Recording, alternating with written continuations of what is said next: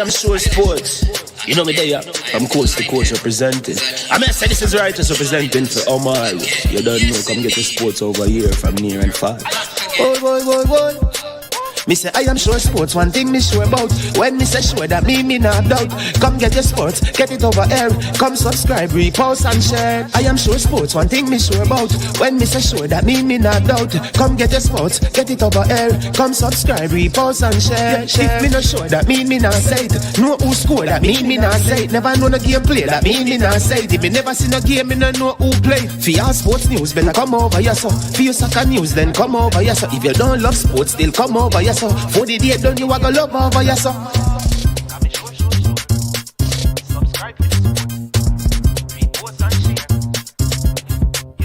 So when it comes on to behavior concerning football, Jamaica is decent.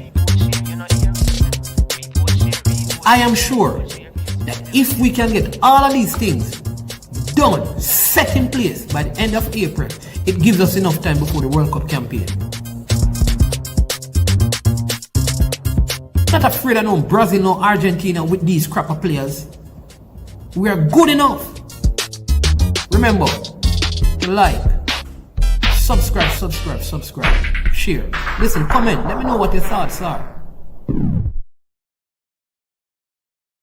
Trick-Nick Jerk Marinade gives your meats and vegetables authentic Jamaican jerk flavor. The spices are directly from Jamaica. Spices like jerk seasoning, allspice, Scotch bonnet pepper, fresh scallions, thyme, ginger, and garlic. The key ingredients to a great jerk marinade. 0% sugar and low in sodium. You want to try it?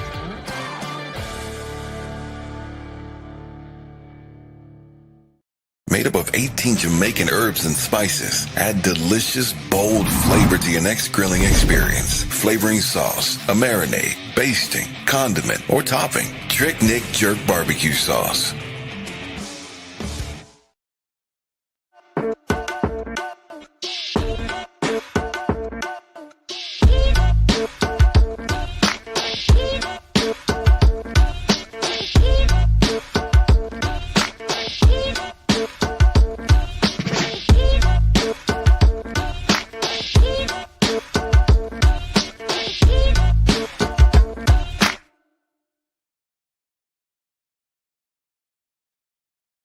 All right, good morning. Welcome to I Am Sure Sports. I am your host, my name's Man. Hope everybody is doing well. Hope everybody is doing fine. As usual, we give thanks to the Lord for His good and His love endures forever and ever. Amen. Yeah, man. We have life, We have life, and so we are grateful. A lot of times we complain about a lot of things, not recognizing that the gift of life is precious. For many did not make it today, but we are here by the grace of the Most High God. It is like what Psalm 41 verse 11 says. By this I know that thou favors me, because my enemy do not triumph over me. Let me read that again for you. This is a word to encourage you today. By this I know that the Most High favors me, because mine enemies do not triumph over me. So when you go out today, you go out in victory. You go out celebrating the fact that God is fighting for you, that the Most High is on your side, that Yahweh stands to defend His children, to keep them from all harm. By this I know that Yahweh favors me, for my enemies do not triumph over me. And so I speak grace and peace unto you, health and wealth. I speak healthy and strong relationships over your family. I speak success in your endeavors, that you'll have good success in your place of employment. or in a company that you operate.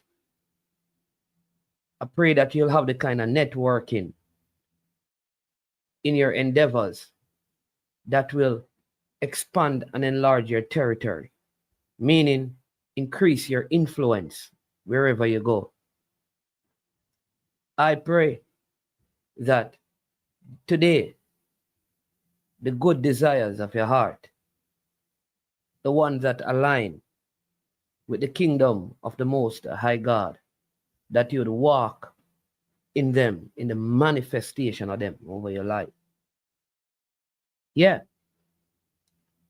I speak protection over you, that no weapon that is formed against you will prosper. And every tongue that has risen up against you in condemnation be proven wrong. I speak that this shall be your heritage. Yep.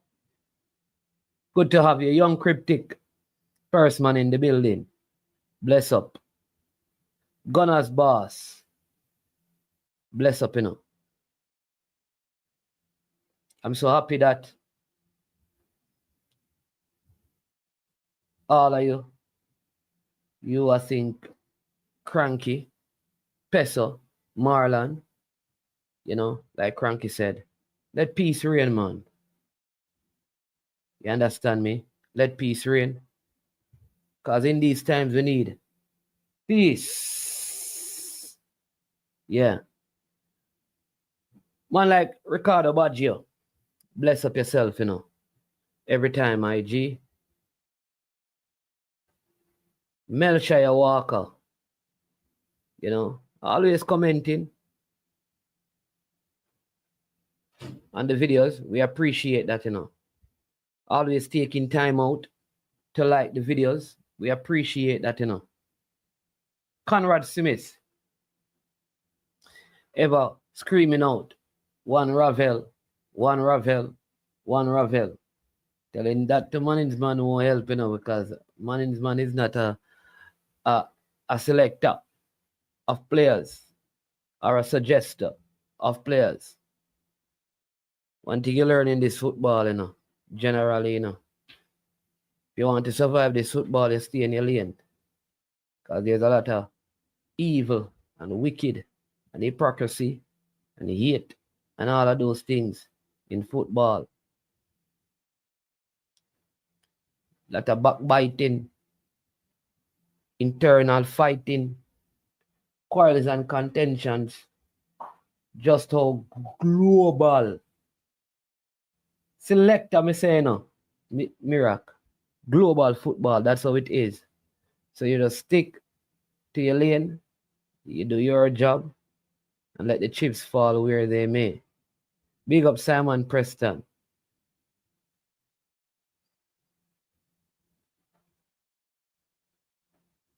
A Grenada win over Bahamas and St. Kitts and the Nevis, alongside a Costa Rica win over Trinidad and Tobago, would put Grenada in the third round of the CONCACAF World Cup qualifier.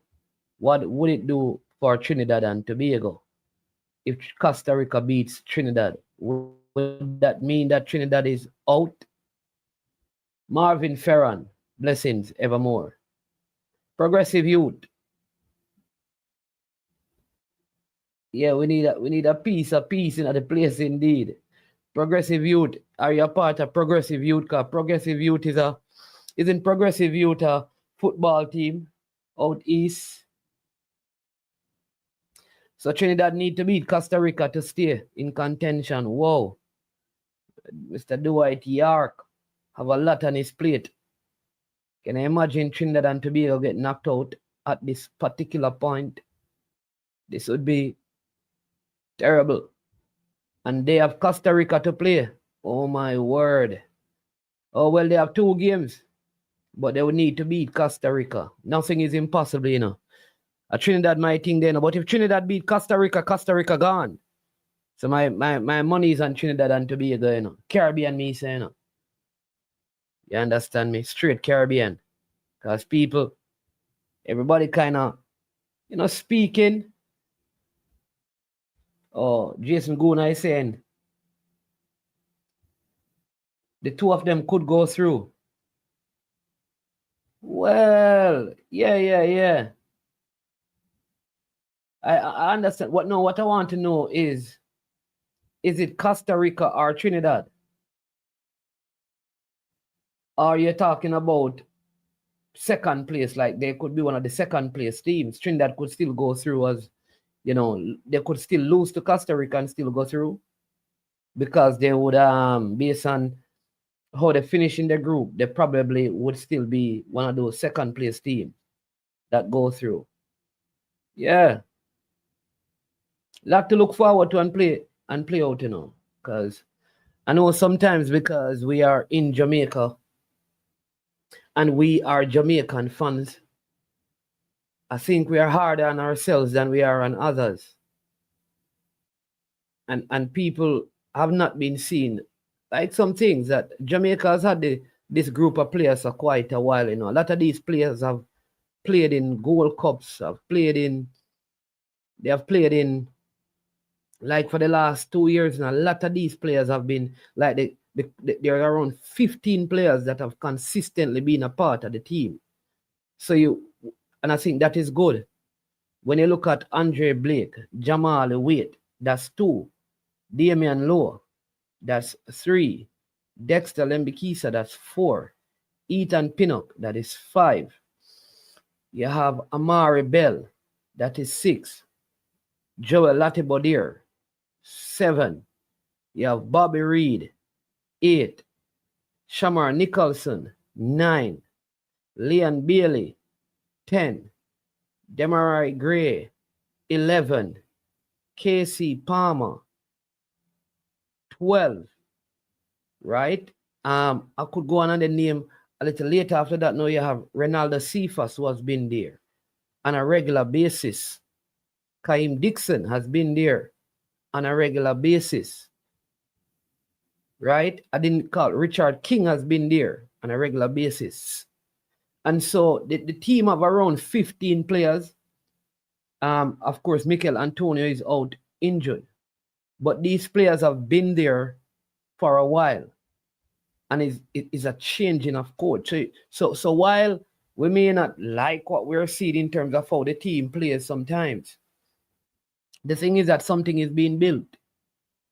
And yeah, it has taken some time because we have had a coaching change. But too often when we look at the Jamaican football team, we are so hard on the Jamaican football team. And we don't realize that we have had good results against Panama in recent time, Honduras in recent time, El Salvador in recent time, Guatemala in recent time, Trinidad and Tobago in recent time. Suriname we have had good results against. And while you may say those teams are improving, I don't believe that we are getting worse. So we are also improving. So while we may think it is very difficult for Jamaica, we must also understand that it's difficult for the rest of the other nations as well. The other teams in the Caribbean that have to play the Honduras and the Panama and those things, they are giving them a warm time. If you look at the recent Gold Cup qualification, just look at some of the results. They are not as wide as we often would see them. And so I looked at even Panama in the Nations League. Some of what Panama did is similar to what Jamaica did a couple of years ago. And many people were still upset about how the team played. But Panama did it and got a result in the last minute, like how Jamaica had them in the last minutes of that game. 30 seconds left. And some of us believe that the referee should have blown off the game. But when Jamaica plays like that, we are upset. But when Panama plays like that, we say, wow, look how good they are, how solid they are defensively.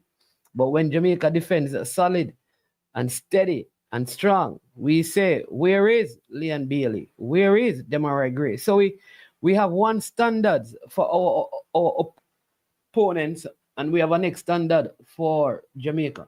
But yeah, here's what I want you to do for me right now. Because this is just the beginning now. Here's what I want you to do for me. Hit the like button if you have not done so yet. Hit the like button if you have not done so yet. Subscribe and share if you have not done so yet. Right now. So just hit the like button, subscribe and share. Don't worry. Our guest is on the road in Grenada. So he will be in office shortly. And once he gets in office, he will join the program. All right. So don't worry. I see Guatemala squeeze past Guyana. Belize over Costa Rica was only comprehensive. Well, wasn't Belize leading at one point in that game? I think. Does Panama have the same quality players like Jamaica? I would say so. I would say that it is very balanced in terms of one-on-one. Their defense and goalkeepers. We may look at the league that the Jamaican players playing and say, well, this one plays in the Premier League, so he is automatically. But when you look at it, the gap between the teams it's not wide.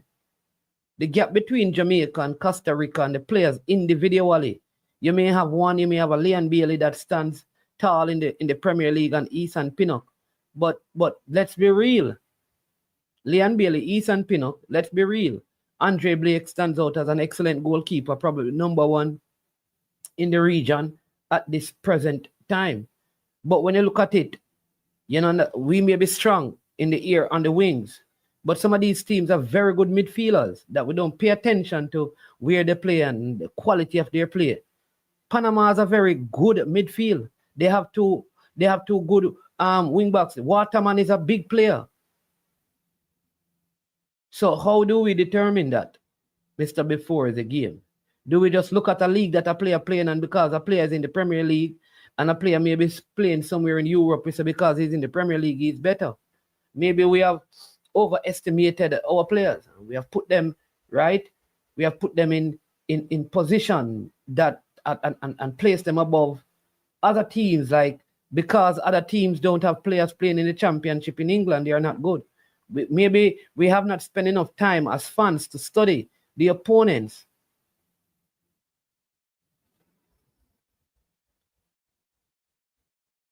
And some of these nations have strong domestic leagues as well, stronger than ours at the present time, while ours is improving.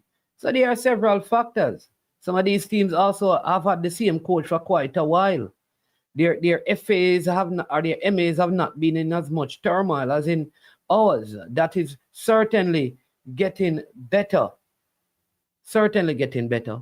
I mean, I just heard through the grapevine that even the audits that the GFF have been doing, I just found out just recently through the grapevine. I don't even know if I should, you understand, but I don't even know if I should. But my understanding is that FIFA, they have been, you know, it's almost like, let me just in layman terms say that like they were on a watch list basically. But no, FIFA outside of the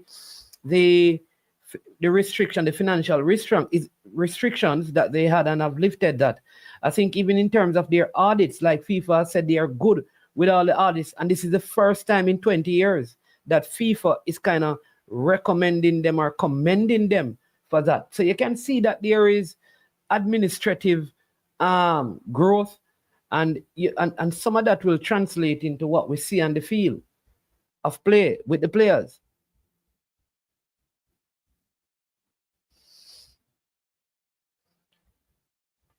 Johnny Powell. Yeah, man. Bless up yourself. Bless up yourself, you know. Bless up yourself. Aye. Blessings, my friend. Yeah, man. Family doing well. You know, wife and kids doing well. So we give our thanks for that, you know. As God is good, you know, man. Yeah, man. Yeah, definitely. I have a question from, like I said, our guest will be here in the next couple of minutes. I have a question.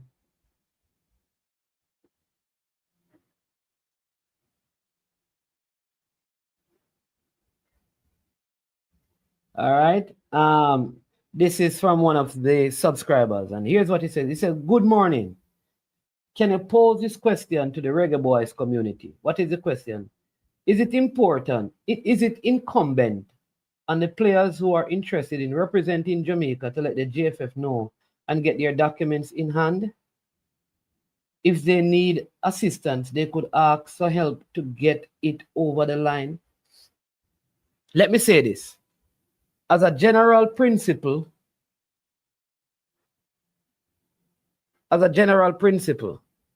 if I wanted to be a citizen of the United Kingdom, let me just give you my answer. It is incumbent on me to do what I want, I am supposed to do. So say my father and mother are from the United Kingdom, and I wanted to apply for citizenship. The onus is on me.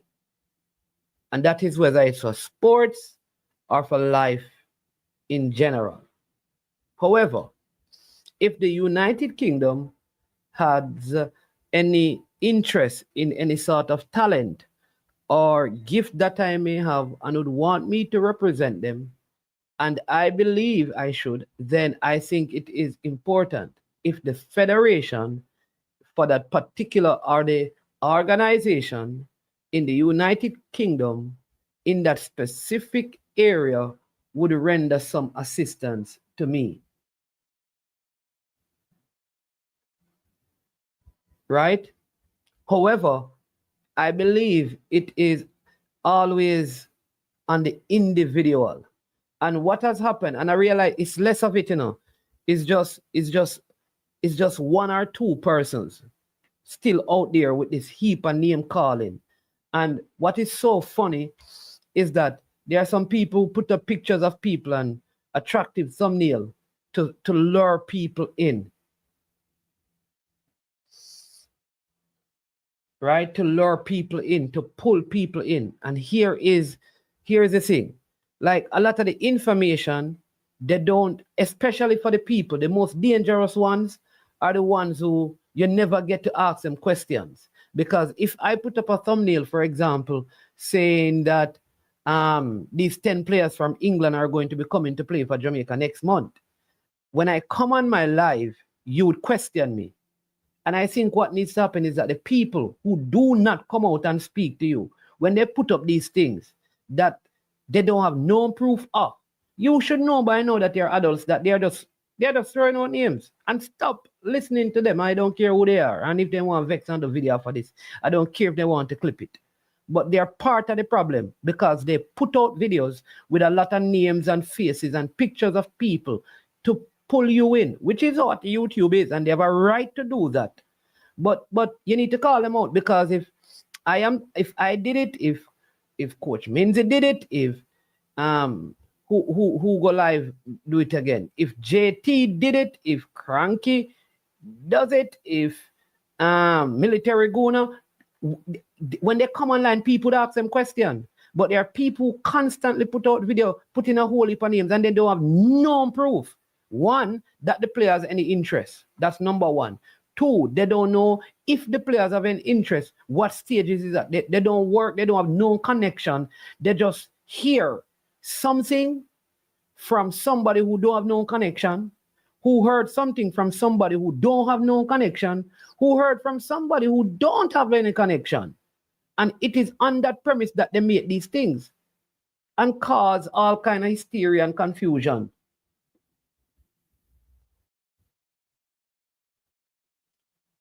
Yeah, right. I'm talking. I'm Jason Guna. Respectfully, I was very clear. I am saying when most of the people who do this are the persons who do this, a lot of times they don't do live videos. That is my point. I did not say people don't ask questions in comment section. I said it is more difficult for people like me, and I call names when persons like me put up a video like that. I am on a live.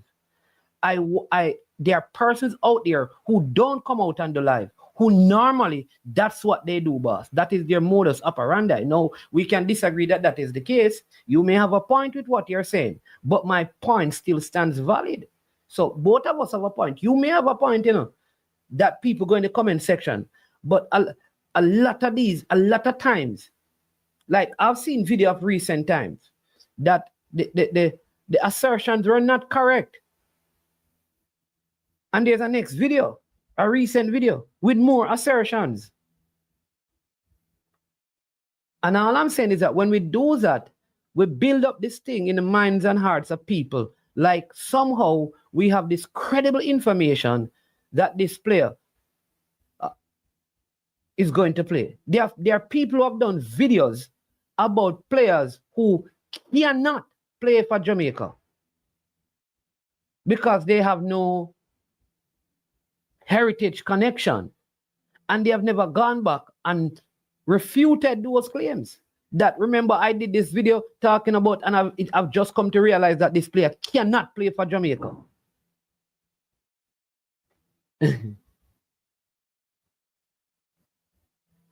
Yes, sir. I'm talking about the people who do like the pre-recorded videos, not the live one. Obviously, if you do the live, people going to question you.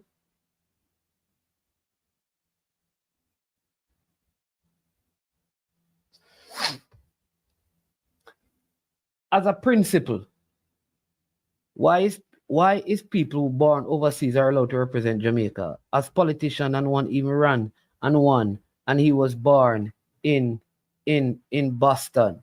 Yeah, but people have run in people represent states in the United States as governors and senators who are not born in the United States, boss.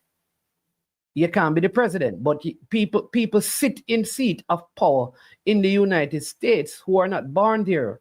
There are people who play, Gunners boss, there are people who play for the USA that are not born in the USA. There are people who play basketball for the USA who are not born in the USA. There are people who do track and field for the USA who are not born in the USA. There are people who run successful business in the USA who are not born in the USA. So should every country remove every citizen who are not born in their country, and only people who are born in their country can do anything in their country? What kind of argument this you're making? I don't. What you're saying, Gunners? What you're saying? So every Jamaican must come back to Jamaica, and only people born in America must live in America, and only people born in Jamaica? What kind of madness? What are you really talking about, Gunners boss?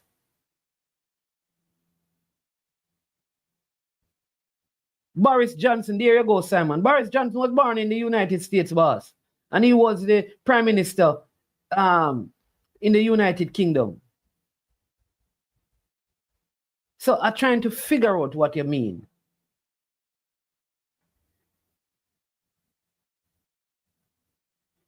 You said, why is people who born overseas are allowed to represent Jamaica as politicians, and one even ran and won, and he was born in Boston?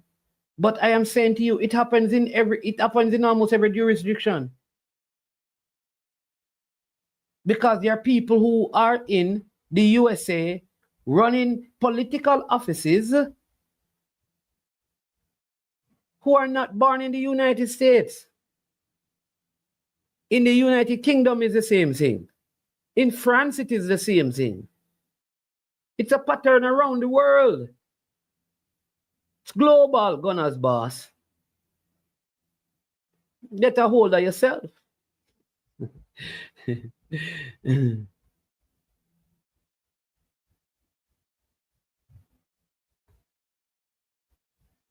What is going on about? Ban from my show?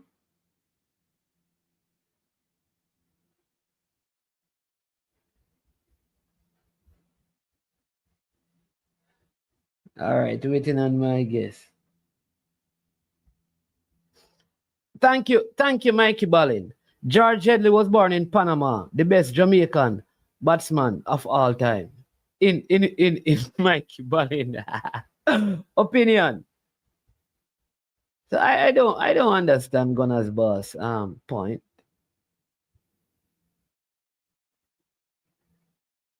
So Edward Siaga is not a Jamaican, was not a Jamaican. Come on, Gunners, boss.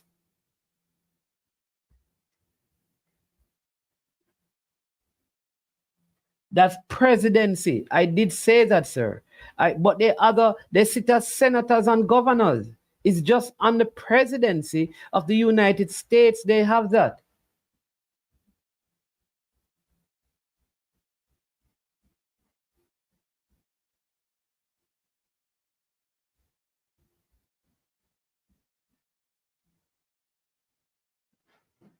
But it happens in other countries. USA is not the only example, Gunners, boss. The USA is not the only example, Gunners, boss. We can look at other countries too. You want to use the USA to compare the USA presidency with the Jamaica office of prime minister. What I am saying to you is that there are other countries where people, like Simon just gave you some examples of persons, at least Boris Johnson, one, born in the USA, but was the prime minister in the United Kingdom. Right?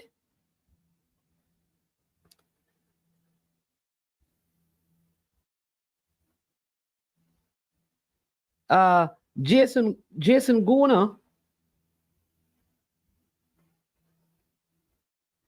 born in New York.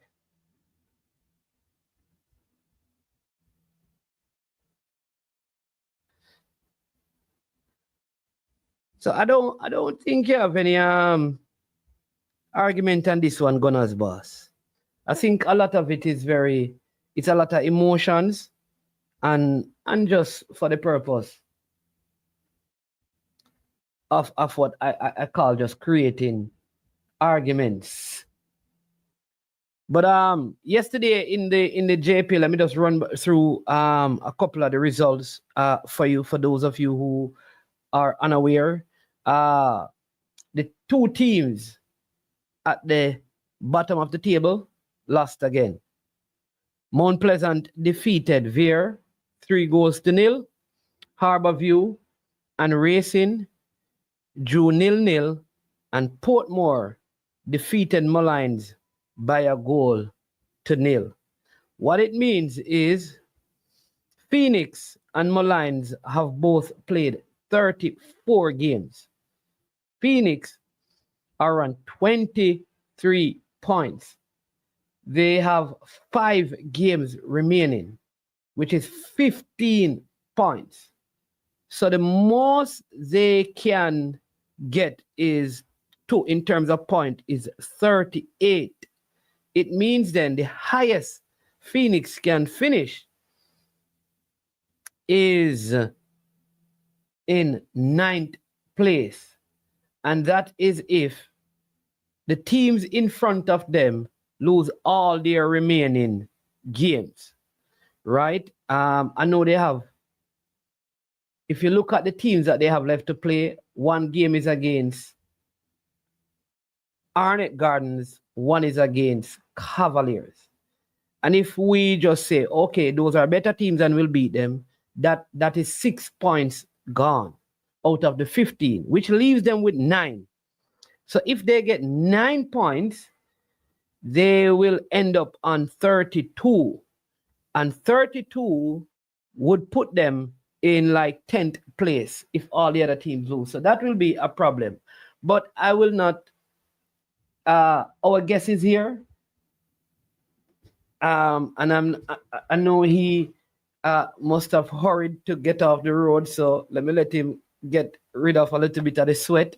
Like when he was making his big speech recently, he was sweating a little bit. So let me make sure that he gets the sweat off and all of that, and then I'll bring him up. But we'll come back to this later this evening. But we have with us this morning President of the Grenada Football Association, Mr. Marlon Glean, and no stranger to the show.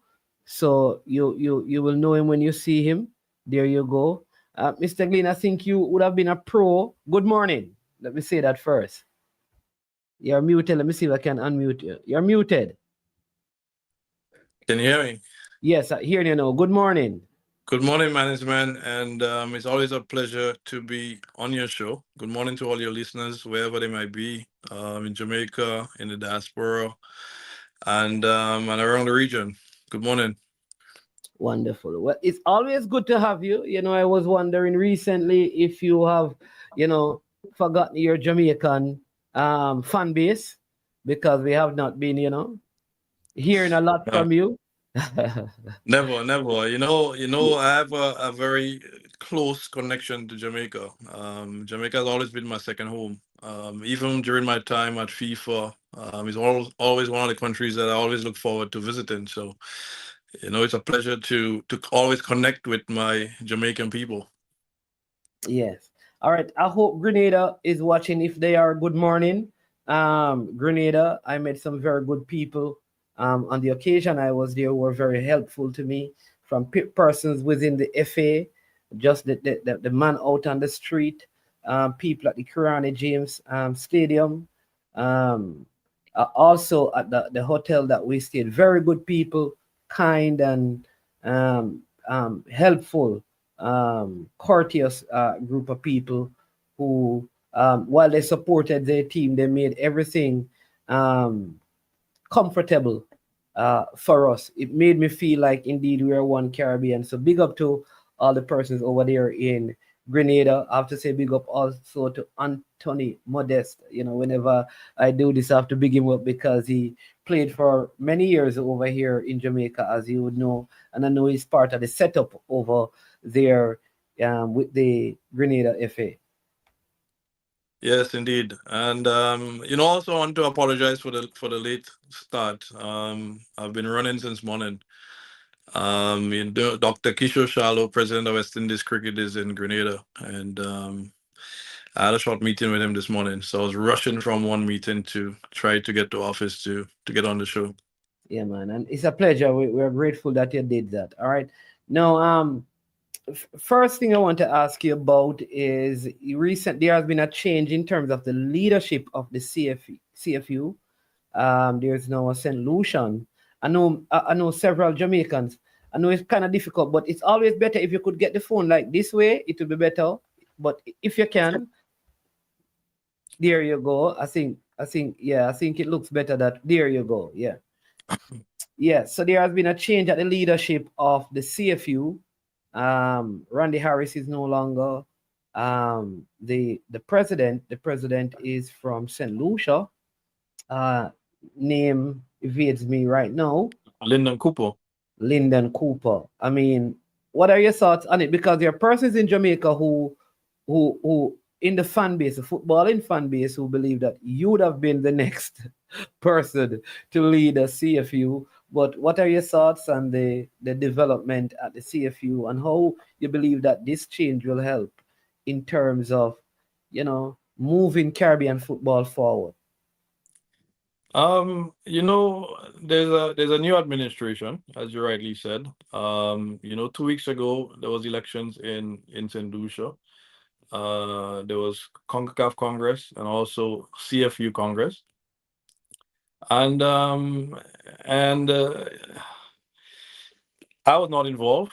I never put my name forward for any position within the CFU or CONCACAF. But we have a new administration, and we'll have to see as to what they do. They have a new mandate, a new platform, and we'll have to see how it goes. I think we have to think positively. We have to give them an opportunity to work, and then we see what happens after.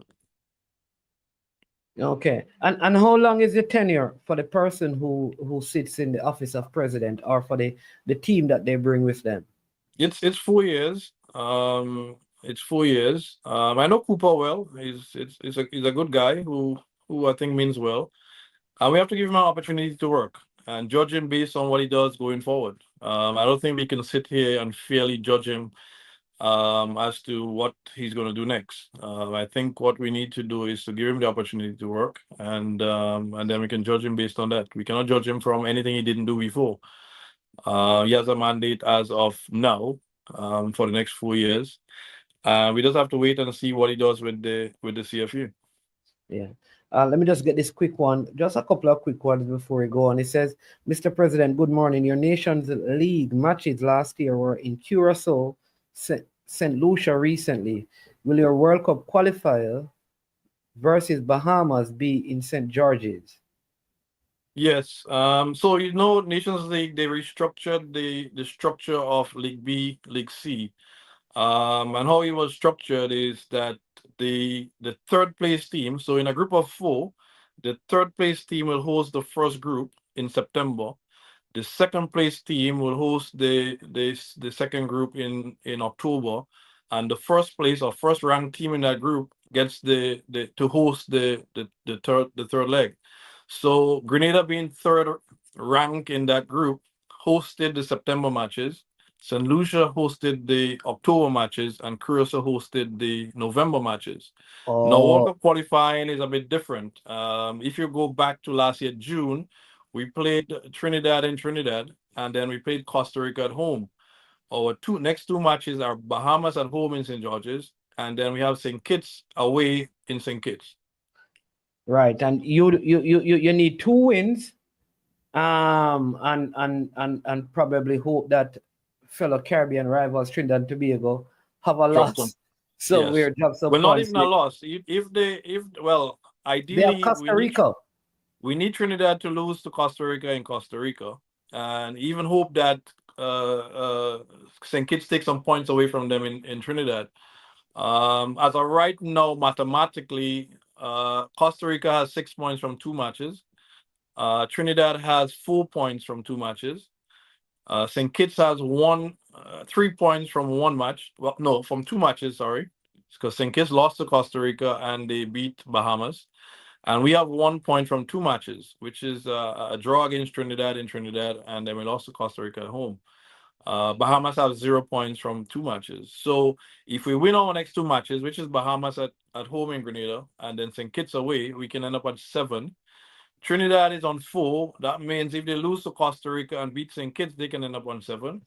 And St. Kitts is on 3. That means they need to beat Trinidad or at least get a draw with Trinidad, puts them on 4, and then a win against us puts them on 7. So the second, I think Costa Rica is going to win the group, but that second place could be, anywhere between Grenada, Trinidad, and St. Kitts.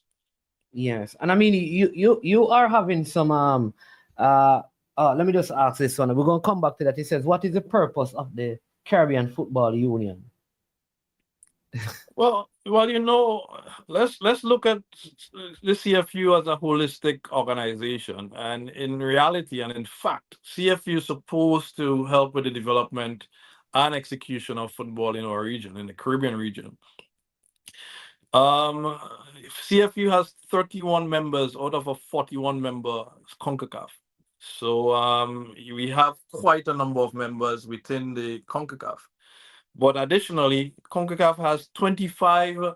CFU has 25 members who are FIFA members. So there are 31 Caribbean members who are CONCACAF members, and there are 25 members who are FIFA members. There are 6 countries, the two Saint Martin, Guadeloupe, Martinique, Bonaire, French Guiana, who are CONCACAF, but they're not FIFA because of their respective parent countries.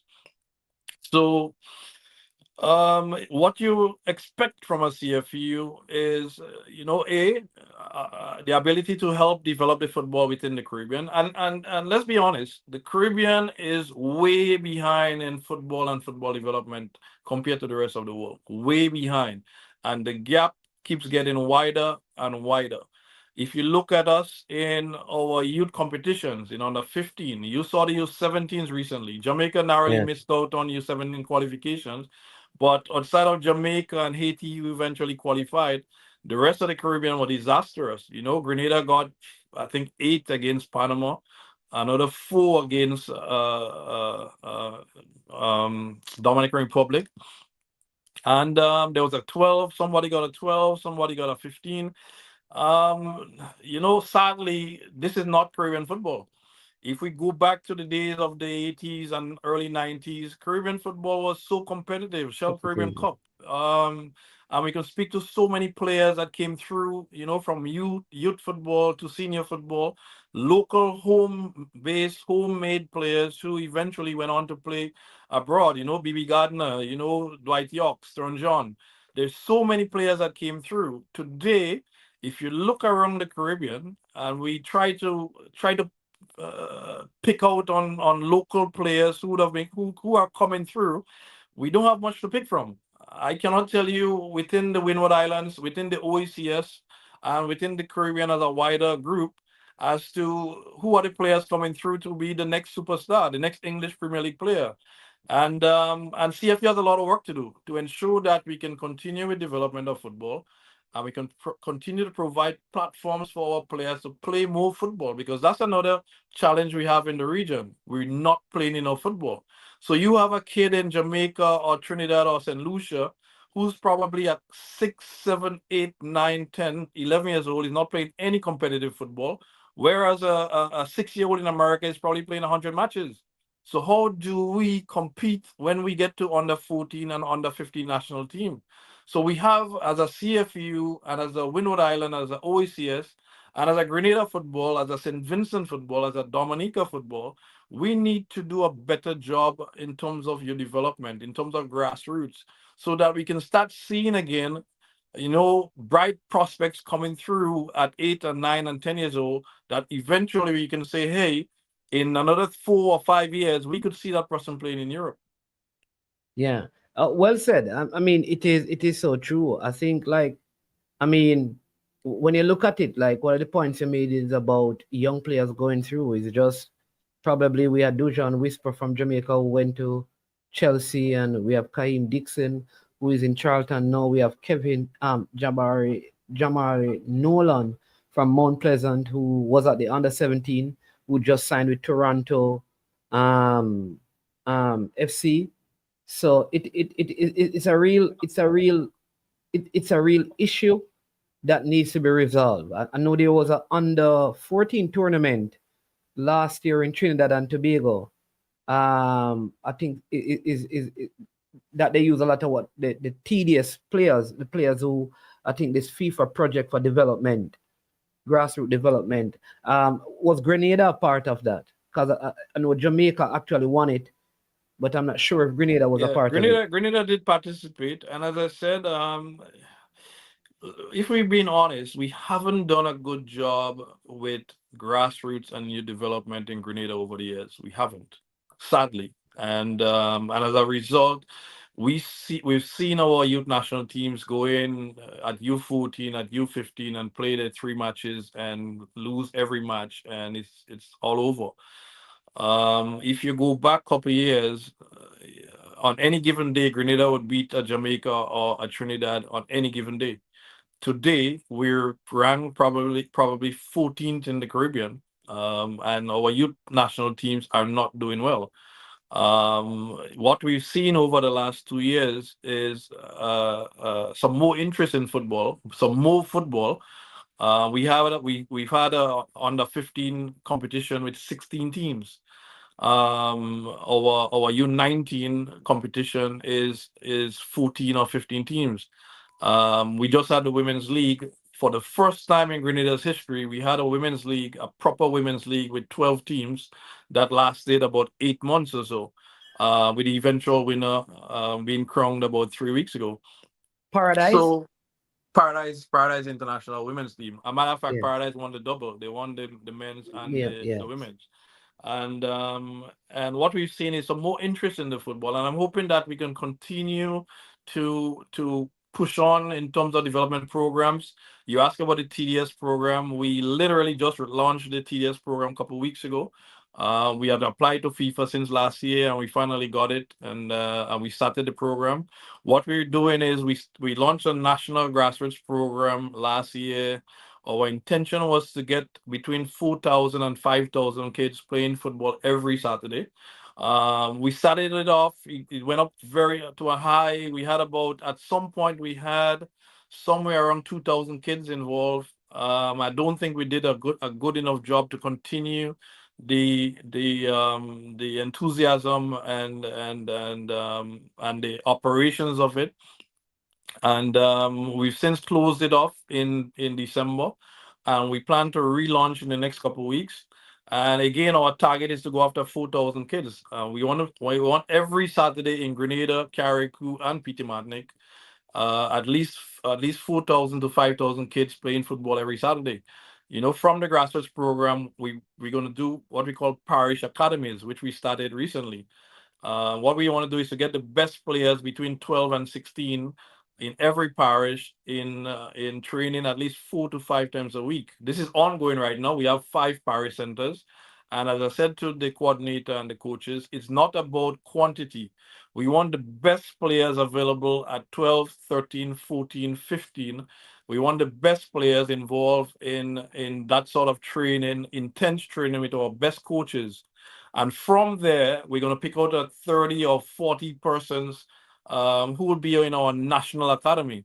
And that Like an national elite. academy is going to train like the elite Yeah. players, going to Yes. be training, 5 times a week. We've just requested from FIFA a talent coach. We had some meetings recently, and we believe we can get a talent coach in Grenada by the first week of May or so. That person is going to come in and deal specifically with that group of 40 or 50 players. We Elite believe it's going to kids. be Yeah. our U14, U15 national teams. And we're going to put as much resources and as much support behind them, because we know if we invest in that group, in 3 or 4 years, they'll be 18 and 19. And we probably trying to get them out into professional leagues and at least competing at a high level at CONCACAF U15 and U17. That sounds like that's a strategic plan going forward, which is what probably the rest of the region need to have. Because if I always say this, if all of us are improving, then it lifts the standards of all of us. And what you have found is, you know, Grenada gets to that place and Jamaica is there. If the rest of the Caribbean is not improving at the same pace, then you'll have elite trained kids with no competition in the Caribbean anyway. So where are they going to match their skills with talent at that level? That would even So, challenge them some more. So so, that is so the issue. management to that point, what I've set out on a journey recently to go beyond our region. And we just came back from a match against Russia, and I know you wanted to discuss that at some point. Yeah. And after Russia, we've had conversations. I had a meeting with the president of Latvia football in London last weekend. I had a meeting yesterday. Yesterday, I had a meeting with Liechtenstein, who wants to play us on the 13th of November. And we're having conversations with Malta and trying to schedule a match sometime between September, October, November. That's providing if we don't get through to the next round of World Cup qualifying, we're going to need matches in September, October, November. And we have agents now who are working with us to get games in Europe and in Asia.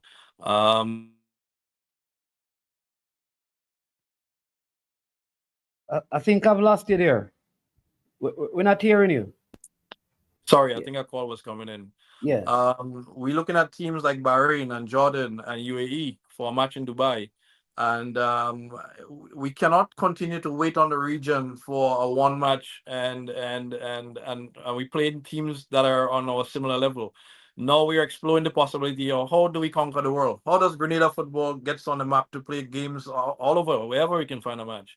And we've just confirmed with Liechtenstein yesterday that we're going to try to play them sometime in I think November 13th. Latvia wants a game in November. Malta wants a game in that same window. And that's where we're going with our senior men's national team.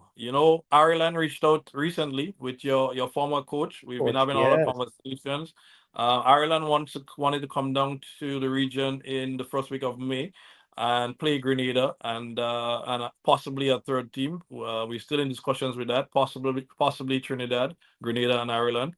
And last week we got a call from CAF about our under 15s playing in the African Schools Championship. Wow. And we immediately accepted because this is the first time any school from outside of the African continent would be, or any team Involved. outside of the African continent was invited to play in the African Schools Championship. And we gladly accepted it. The challenge we have right now, on Friday last week, we got some quotes for tickets.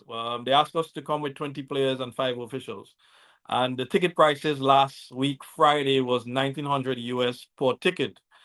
As of Monday morning, we tried to purchase the tickets and it went up to 5,000 US dollars. So we having a challenge. We've reached out to some government agencies, etc., for some support. We still hopeful that something may happen, but right now we're looking at 5,000 a ticket times 25 people. Yeah. For me, I don't know, whatever it takes, I want us to be in that tournament. It's an opportunity for players to play against the best young players in Africa.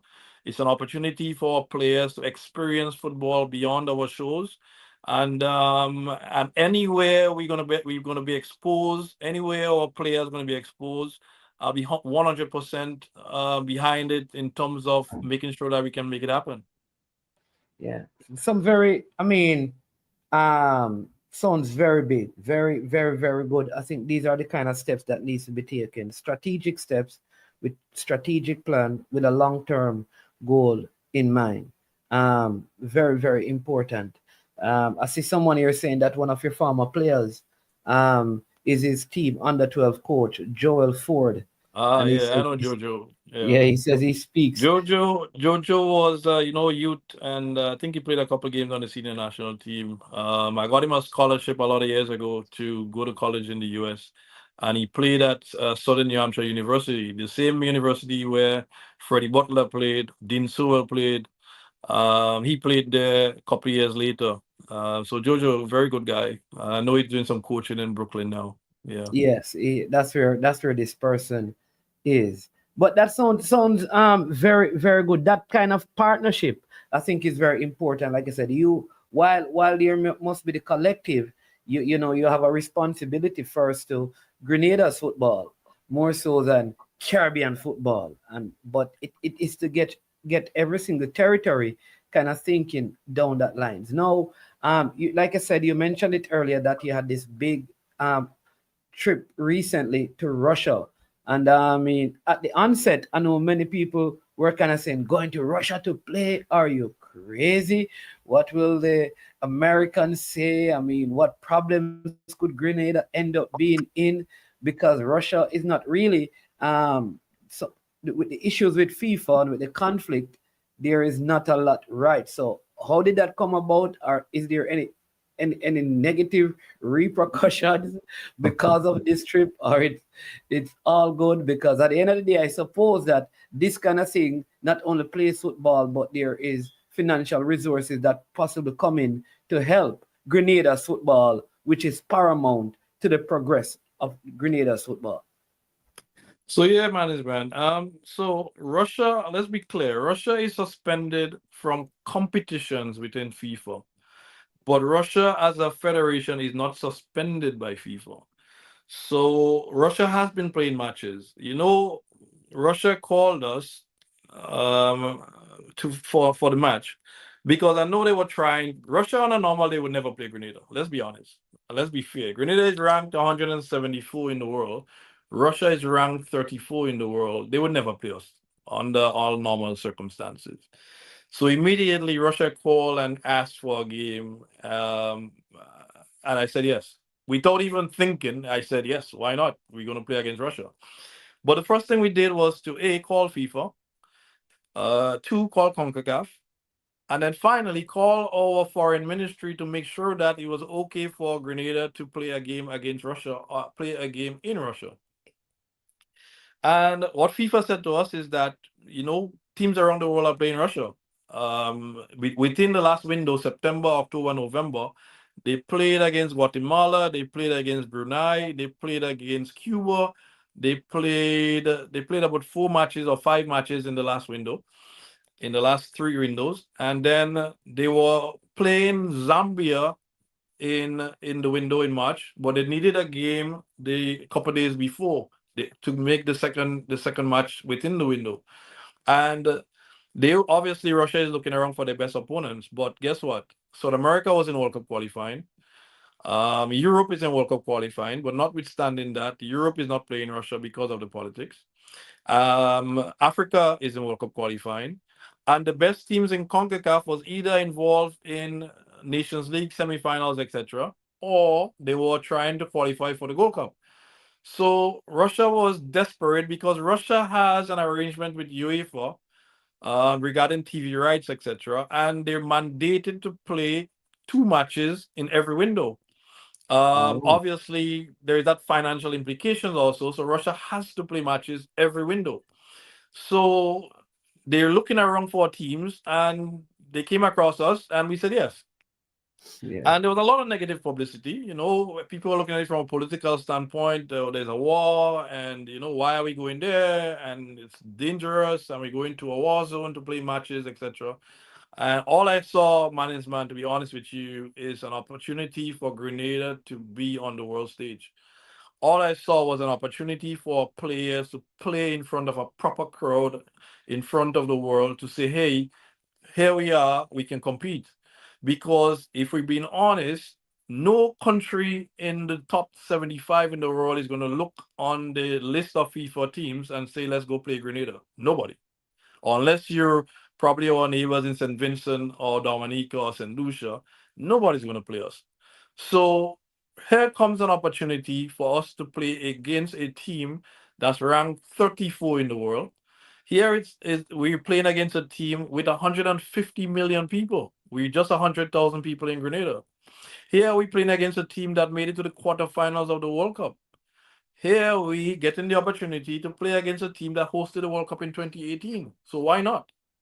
And if we look in strictly football, forget about politics, forget about how people feel about Russia.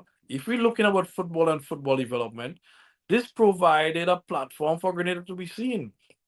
And we took the opportunity. Russia paid for our travel to Russia and accommodations, etc. So it was an all expense paid trip to Russia to play in the match, which we wasn't going to accept less than. It cost quite a bit to get there in terms of flights. As a matter of fact, the flights came up to about 147,000 US dollars just to get there. But more so, we played with a team with only 2 players based in Europe. The next 21 players were all local players from Grenada who play in the Grenada League, who play in the Schoolboys League in Grenada. We had about 3 18-year-olds on that team who actually, 2 of them actually played in the match. And we played in 26 degrees Fahrenheit weather. We Yes. played a match where it was snowing for 60% of the match. And these are kids who never ever played football in the cold before. These are kids who've never ever seen snow before. So what it did is it opened the eyes to our players. As I said, when I returned, I said to some people that we actually played in the World Cup for a day because we were treated as a World Cup participant with the way we were treated, the way a packed Moscow stadium was celebrating Grenada after the match. Notwithstanding that we got 5 goals to 0, the entire stadium was cheering us on like we actually won the match. They were cheering us on like we were actually the Russian team. No, Russia came with a full Russia international team. A matter of fact, the captain played his last cap against Grenada and retired right after the match. So it was a Oh, big celebration of the captain also, who was playing for a number of years for the team, and that was his last international match. So there was a lot of historical moments during that period, both for us and for Russia. But also, most importantly, Grenada got an opportunity to actually measure itself against one of the best teams in the world. yeah. And what came out of that is teams want to play us now. Liechtenstein, we never even had a conversation with Liechtenstein until this week and saying, hey, can we play in November? And teams are talking to us now. And all of a sudden, management, I came back to London right after the match, and we have about 6 young players playing at proper teams who we're talking to and who are interested in playing for us. And what they're saying to us is they want to be part of the Korean national team because they like the project. They like what we're Yes. aspiring to do. They like the direction in which we're going. So we You're have a talking you're player who's talking heritage players in England who wants to come. Let me just help people to understand. we have Yeah. an 18-year-old at Man United. We have two 18-year-olds at Tottenham.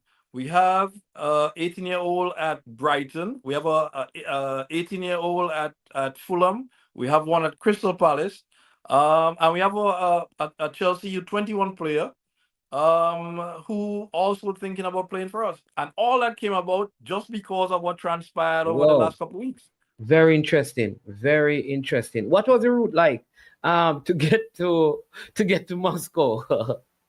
Interestingly, we did Grenada to London and Okay. then London to Istanbul because there's no London Moscow flights anymore. Anymore, right. So we Okay. did London to Istanbul in Turkey, and then we did Istanbul to Moscow. Moscow. Okay. But That most importantly, management, when you get to Moscow, it's life as normal. There's no, you cannot tell that there is actual war going on in Russia. It's normal. Everybody's shopping and everybody's on the street. No sirens, no police, no soldiers, nothing to say that you're actually in a place where there's a possibility of a war, or everybody's going ahead with their business as normal. We had a packed stadium. Since you got there, every TV, everybody was actually, when we got there were Russian stations bringing games from Grenada for the 2 or 3 days prior to the game. They were bringing highlights of Grenada matches on Russian TV. yeah. One of the guys was scrolling through his TV and realized that they're bringing highlights of games Grenada, Jamaica, Grenada, Suriname. They were playing that for about 3 or 4 days when we got there. God knows how long they were doing it before, but they were playing our games and highlighting some of our players even before their match. So we got a lot of publicity during that period. Yeah, and I think one of the salient point you have made, which is something like I think other Caribbean nations can capitalize on, is that there are some smaller nations in in Europe, like Liechtenstein, like you said, Latvia. They may get their points here and there in World Cup qualified and Nations League and stuff. Malta, but I think this is a way that Caribbean teams can possibly look at in terms of getting games, because there are a lot of these nations that would love to have the opportunity to play against those teams. I think about even Jamaica previously had several games against like Serbia. Like when they're out of World Cup qualifying, I think the opportunity to play and develop and expose players, and like you said, look what happened. You play the game, other players are here and seeing what Grenada is doing and say, man, I like what is happening. I want to be a part of it. So while there is always going to be some negative press and all of these things, especially with all that is happening.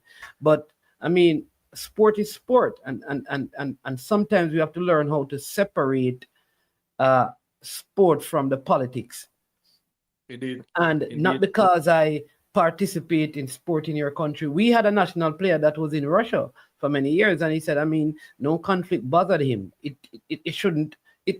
He's there for football, so play football, right? Well, the captain of Trinidad, Garcia, is playing for Spartak Moscow and is living in Moscow. Yes. So we were able to get a voice note from him where he says, guys, I'm living here. I'm not seeing anything. Life is normal. We're traveling from airport to airport, city to city to play matches, and life is normal here. So we were able to play that for the boys before we got there. And obviously that helped with them feeling a bit comfortable going into Moscow. Yes. You're missing out on the Gold Cup this year.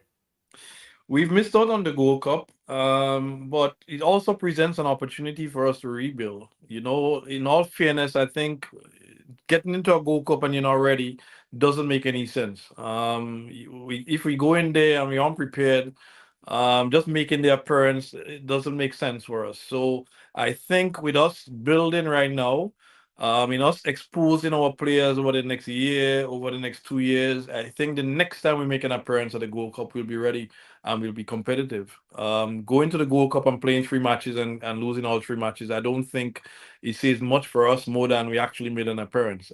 We don't want to be making the appearances. We want to compete.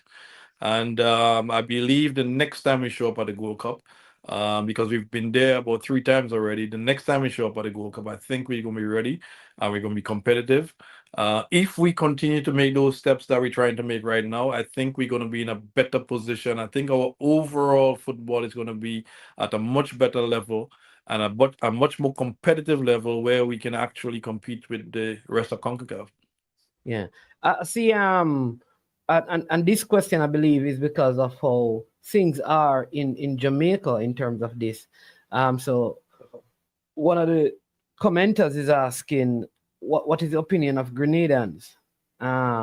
Just the regular footballing fan base and probably domestic clubs and players about heritage players in large numbers representing Grenada, or do you have a quota system in your teams that limit the amount of heritage players that you would allow to play with the hope of exposing domestic talent?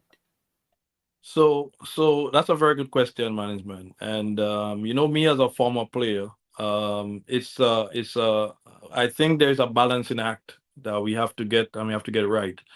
I'm not in favor of us bringing a full foreign contingent to represent Grenada, because what it does is it destroys the football on the island. We have 10 Premier League teams with over 200 players playing in the Premier League, and I think rightfully they should get an opportunity to play for the national team. So what we've been able to do, or what we've been trying to do, I had the last coach we had a coach from abroad recently, and we had an ongoing battle until I said to him, we have to part ways because he's just not getting it. I'm not going to sit here and have him bring in 17, 18 players from abroad when I have First Division and Premier League and U20 players are actually aspiring to play for this country and they're not getting the chance. So I think it's about a balancing act. We don't have a quota system, but I said to every coach that comes here that we need to have a good balance between the players that are coming and the players that are homegrown. Now, for me, and I said that to the last coach, I don't care if we win every game and make it to the Gold Cup. My goal is that our local players get the opportunity. So if you're coming to win, see if you can win with some of my local players, or don't come. Because we have to provide an opportunity for local based players to play. Because what's going to happen in 5 or 6 years' time, all the players locally is going to say, you know what, there's nothing to play for. Why should I be playing in your league and I have no opportunity to go anywhere? I cannot represent the country because you're bringing in a whole foreign contingent. So I'm not a big supporter of a fully a full team of players coming in from abroad. What I do believe is if we have quality players abroad, we should actually consider them. But at the same time, we must take into consideration the players we have locally. So for me, it's getting the mix right. Whatever the numbers are, if there are a bit more foreign-based players than local players, that's fine. But we must get a good mix, and the local players, and not just 2 or 3, but a significant amount of the local players must get a fair chance to be on the national team. All right. So let's look at the flip side, which is what many of us believe in Jamaica. If you get your best players from the diaspora and qualify for the World Cup, wouldn't that now motivate your domestic players to say, whoa, I need to work harder, and the profile of Grenada's football on the world stage will be bigger because you have heritage players who qualify for Gold Cups and participate in the Gold Cup and do well, and they qualify for the World Cup. Not that domestic players can't, but isn't there that side of the argument as well, that if you get your best players, it also benefits domestic football? So And management, you have a it's a different. hard balance. It's a hard balance to strike. So yeah, that's Right, what I'm right. asking. And Yes. you have a different battle on your hand in Jamaica, because Yes. Jamaica, on any given day you can pull 10 Premier League players to play for your national team. In Grenada, what we've seen over the years is we have players playing in conference and in non-league. And Oh, sometimes okay. we have players who are playing for the Grenada national team who's without a team. But what they bring is they may be a little bit more professional. They may look more coachable, and coaches tend to want to go with them over a younger player in Grenada who, if in reality, if you look at both of them, there's no significant difference between both of them. Okay. But they go Okay. with the player coming from abroad because they may have an accent and because they may look like they're better. But in reality, a lot of times they're not. When we played Russia recently, we started with our first team, and we were down by the first 20 minutes, we were down 1-0. And in the 41st minute, they scored the second goal. And by the time we got to halftime, it was 3-0. So up until the 41st minute of the game, it was 1-0. And then by halftime, it was 3-0. And then we came back at second half. And within 51 or 54 and 59 minute, it was another two goals. And thereafter, from the 60th minute to the end of the game, it was 0-0. What we did in the last part of the game is we brought in a bunch of these young boys. We had an 18-year-old boy who's just out of school.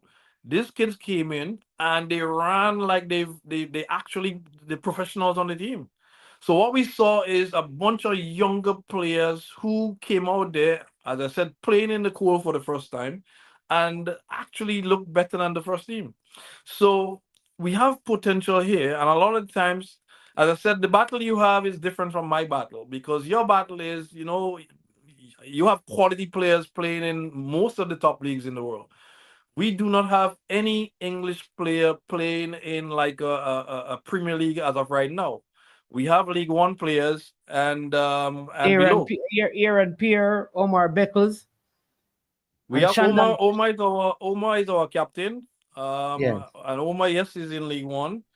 Shandon Aaron Baptiste. is now in the championship with Luton.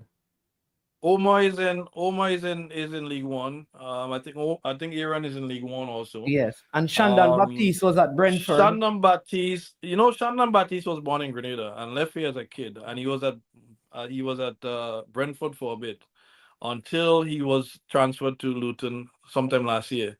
And Yes. we've made 110,000 attempts to speak with Shandon Baptiste about playing for Grenada. He's played about 2 or 3 matches in the past, a lot of years ago.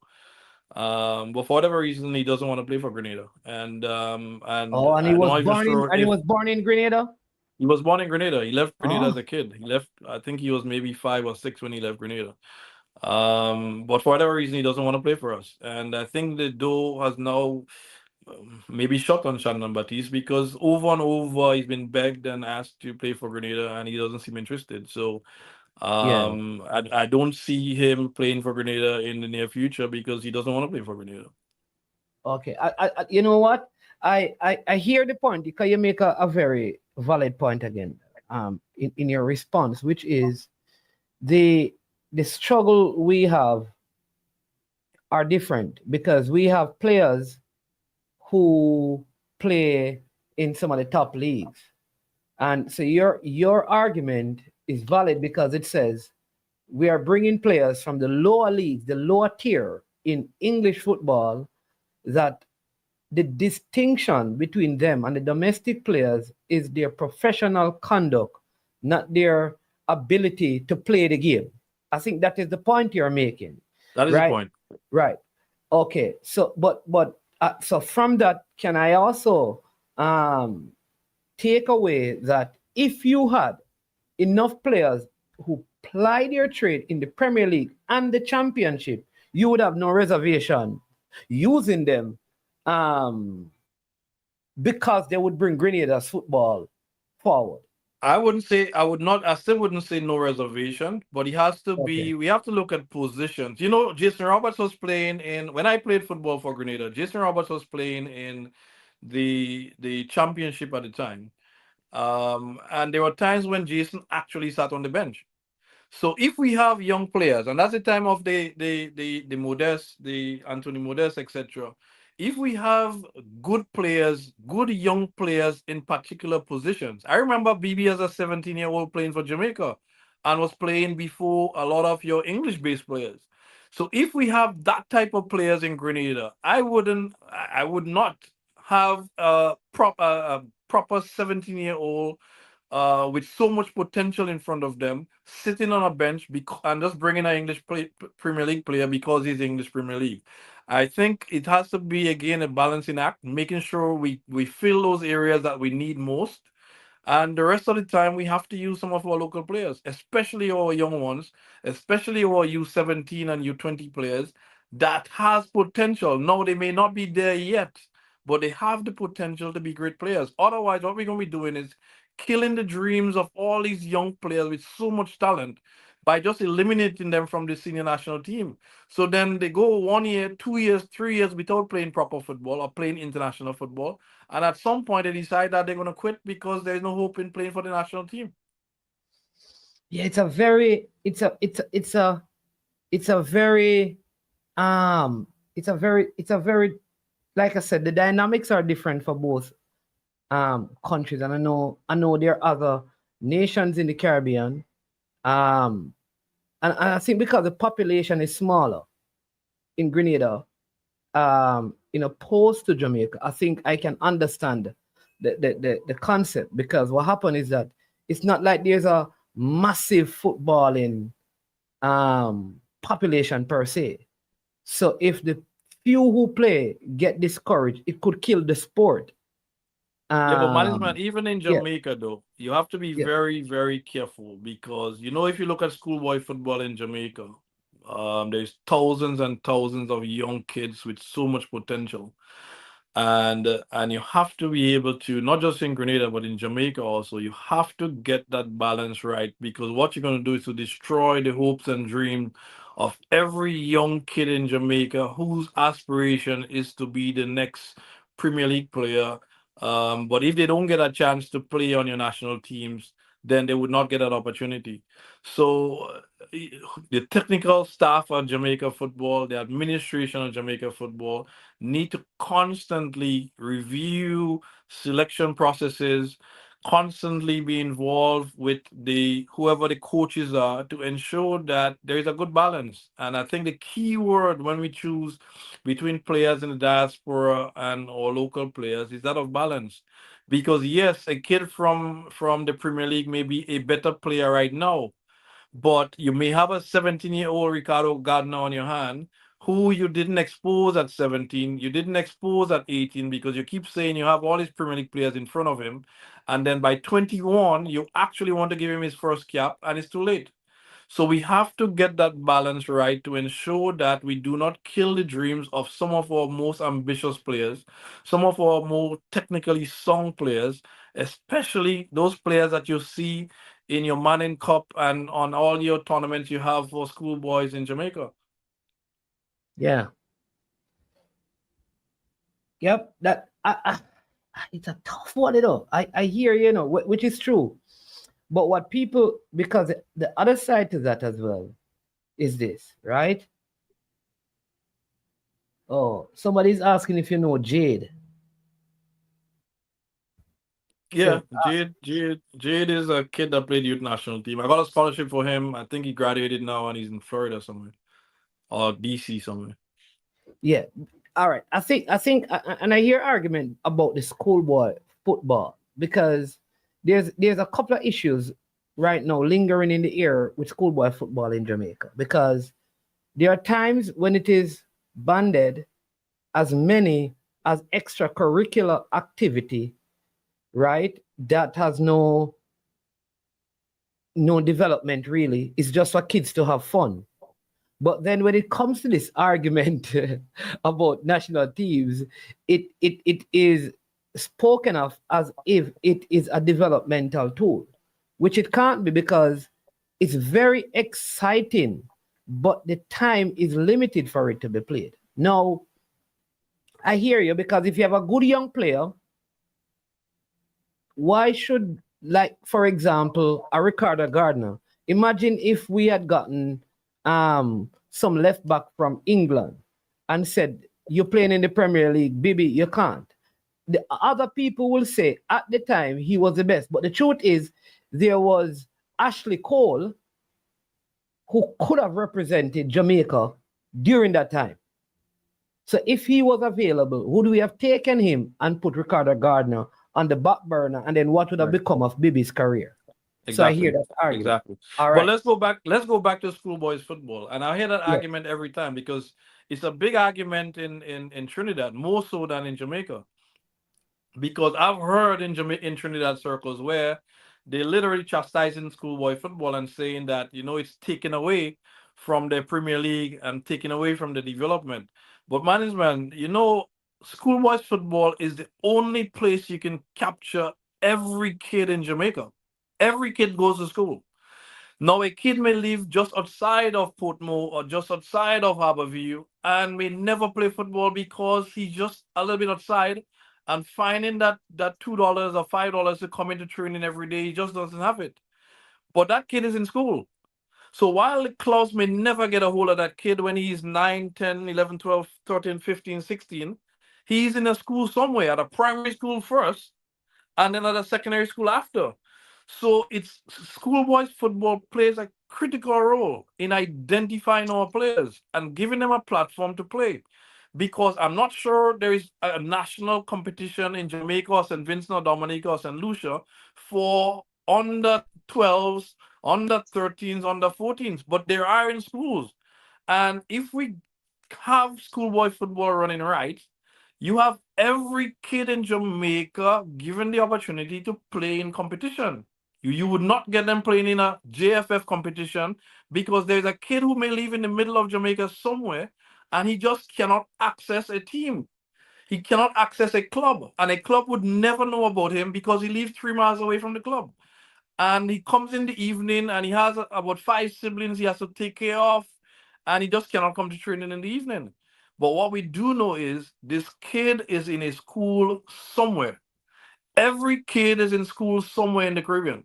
And that's the only place to capture every kid, boy as well as girl, every kid in Jamaica, St. Vincent, Grenada, Dominica, and wherever else in the Caribbean. You only get every kid in school.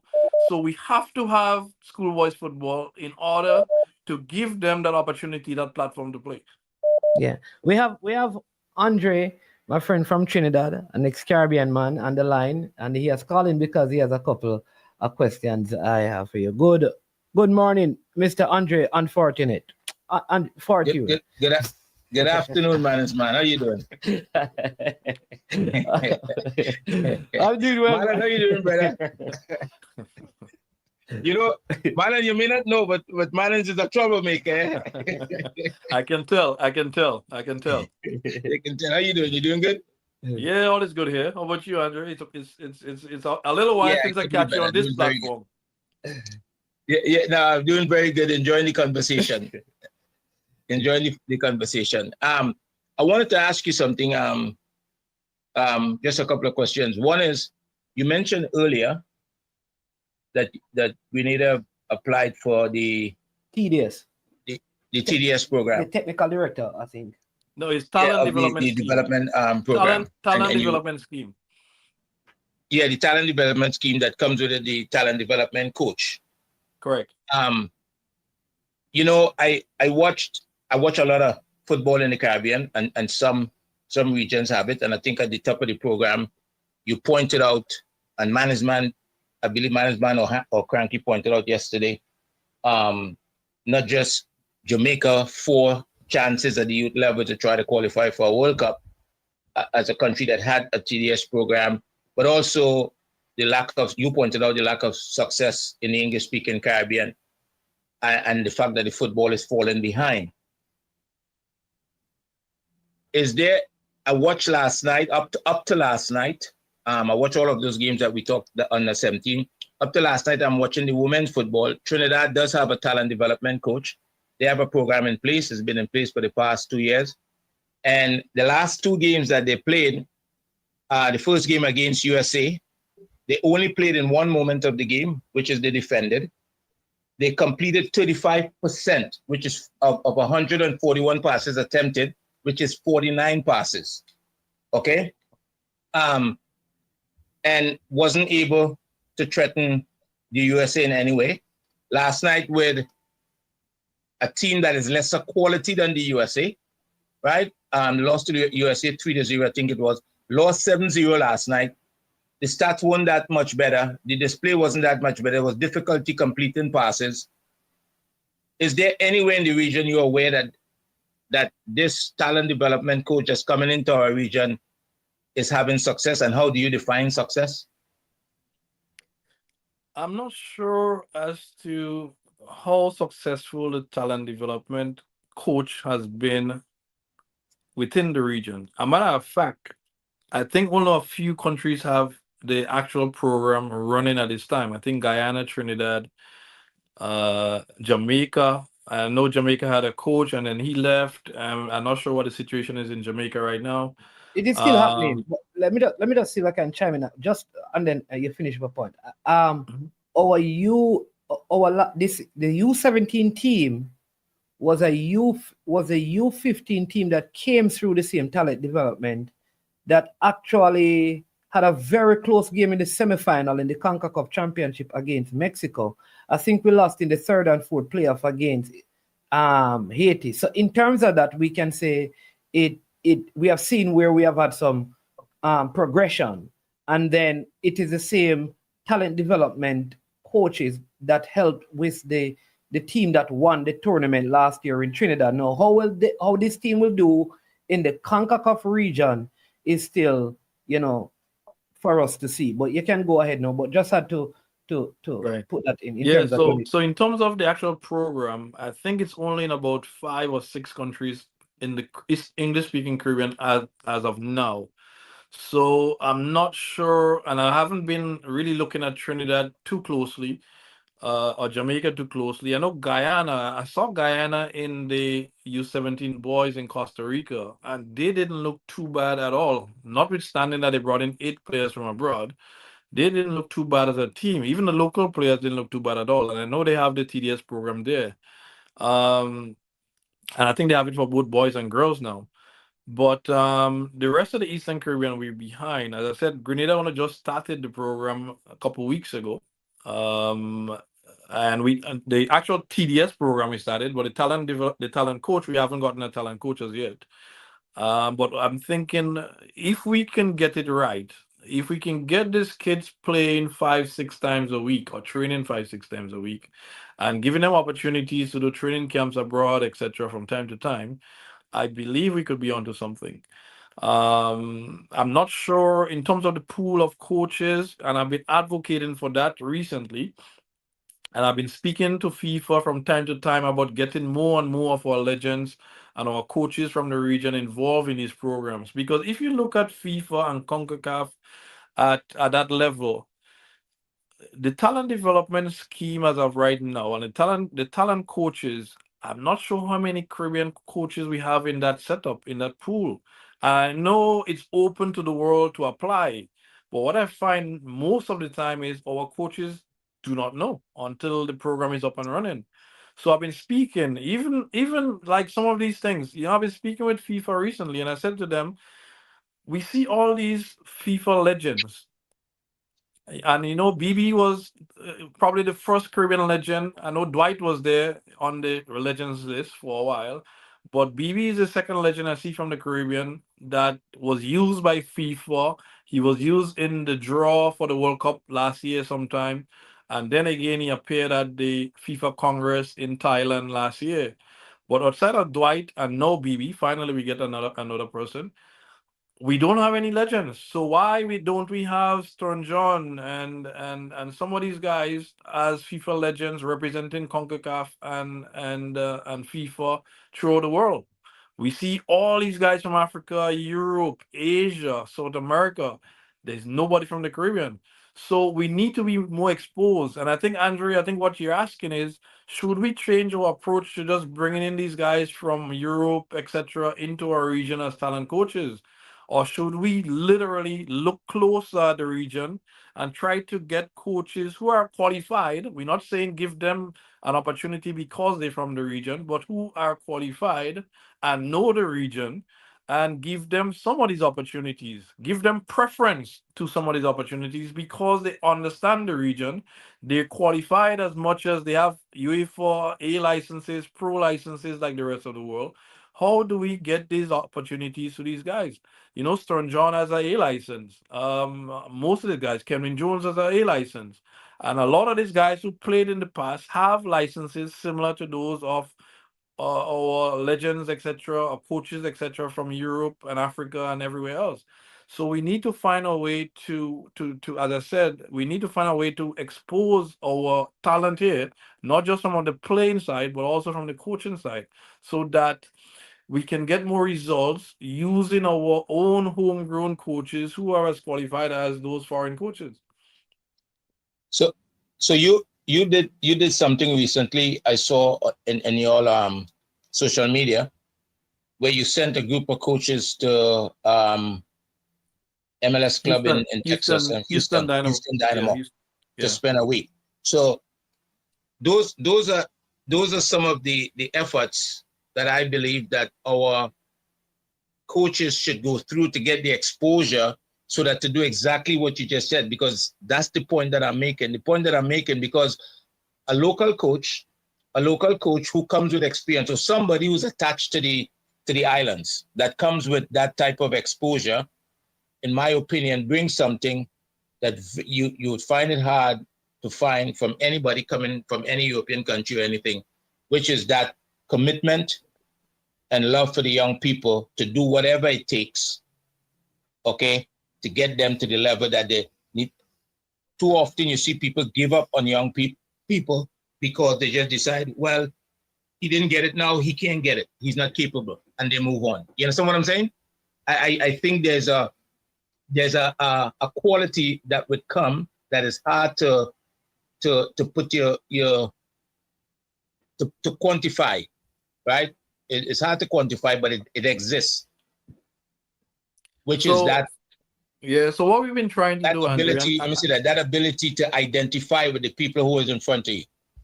I think Andre, I think Jason Guna is getting at something, and maybe I can help. Maybe Marlon, Mr. Glean can respond to this as well. So, like, is that he's a troublemaker?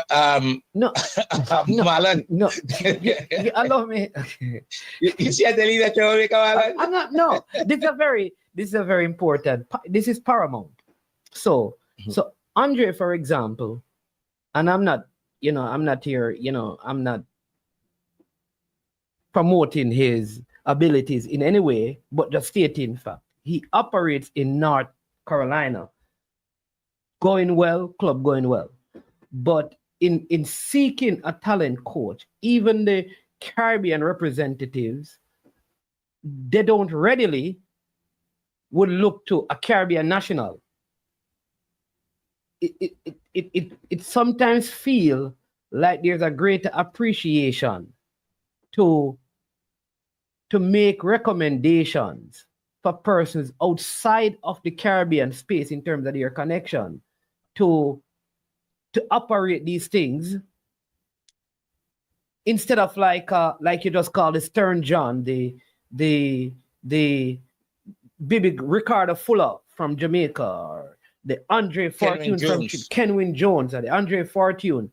Like, aren't these names on a list from FIFA? So when they are selecting or recommending to the Caribbean nations, they have this list of Caribbean people, that we can have someone from Grenada who is qualified in Jamaica, somebody from Jamaica who is qualified in St. Kitts. Why is I don't know, but I get the feeling like part of Andre's question is going down that pathway.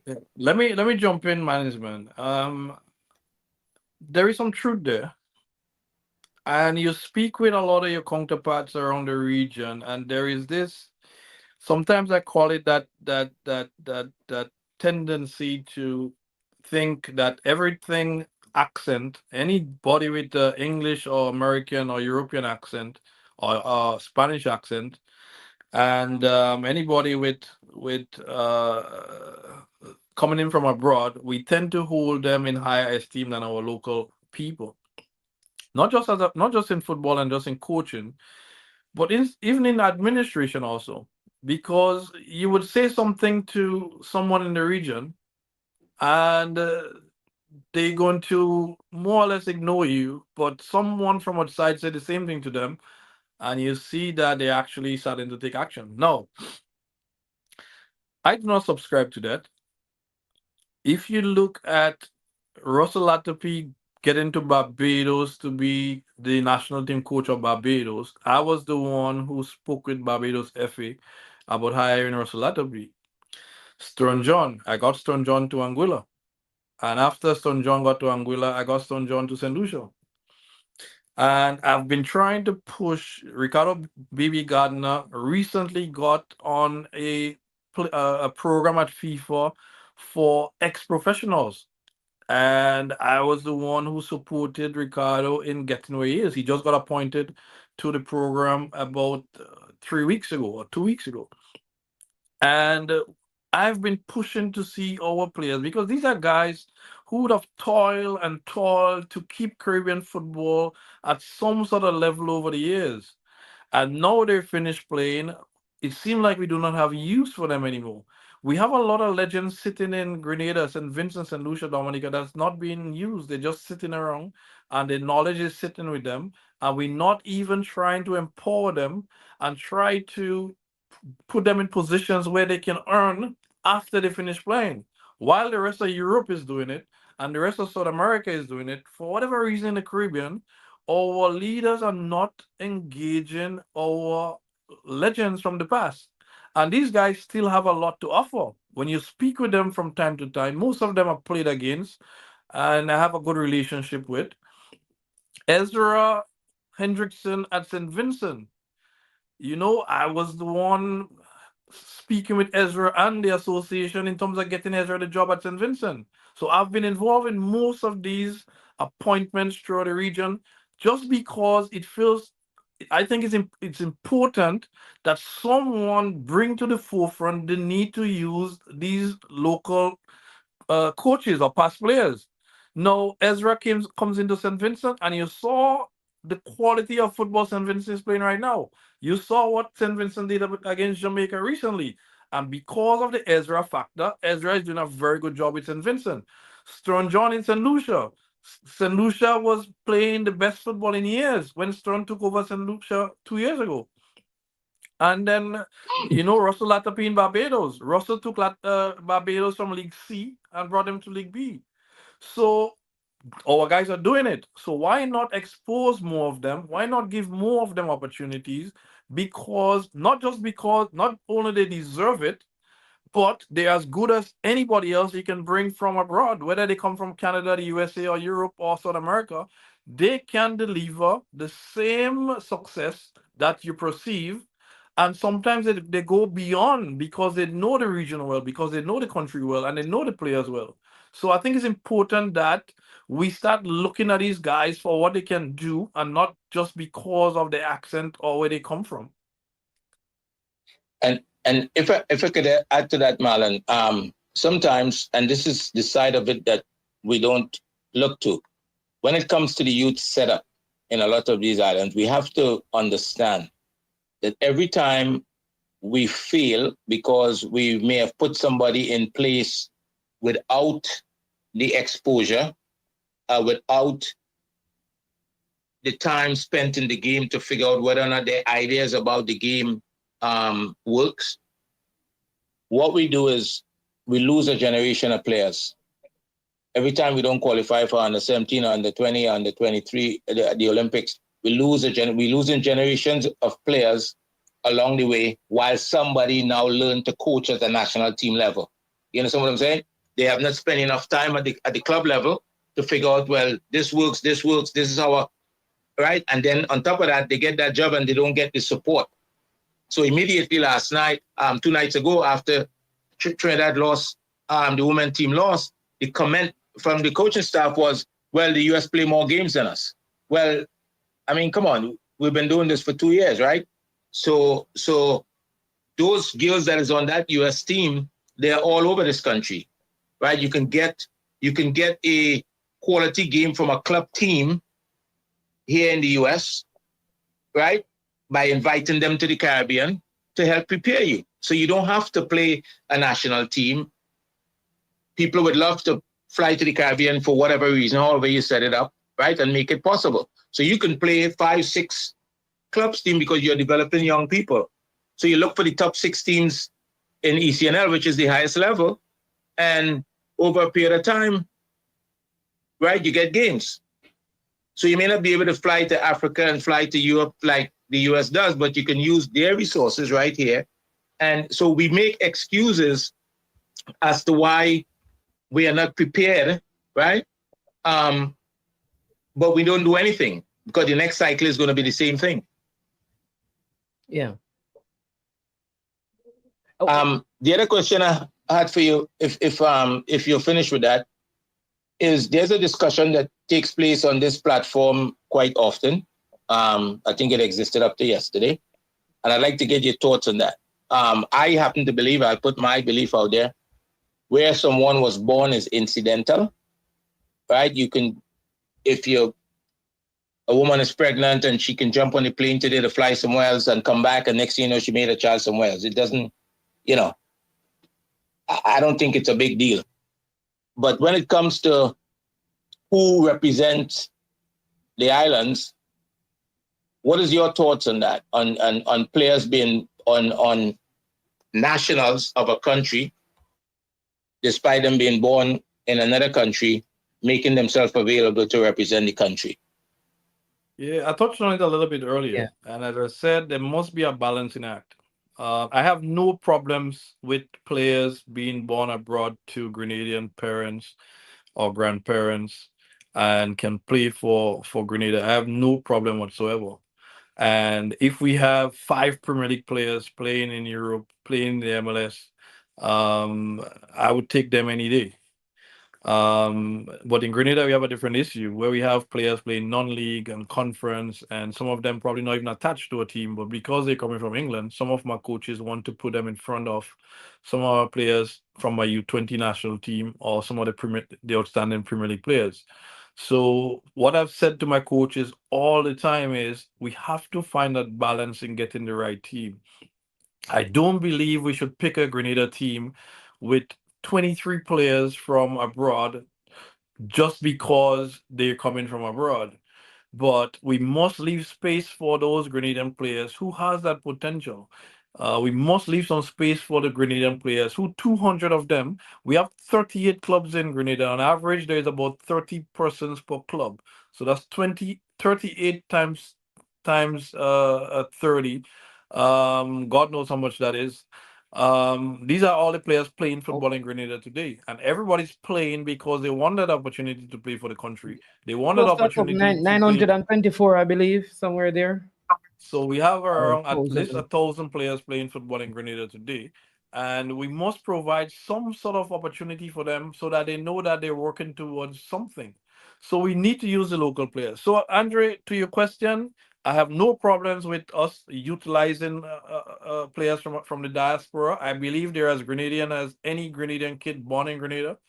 But in terms of the selection of the team, I think we need to open up the opportunities for the players who don't get that opportunity locally to also play in the national team. So, as I said, my instructions to all the coaches is to make sure that we find a good balance. The better players definitely have to play. But if there is a toss-up between a kid from Ireland who's of Grenadian descent and a kid from Grenada who's 17, and they're just about the same in terms of quality, then why not go with the Grenadian over the kid from Ireland? Okay. All right. So makes sense. Yeah.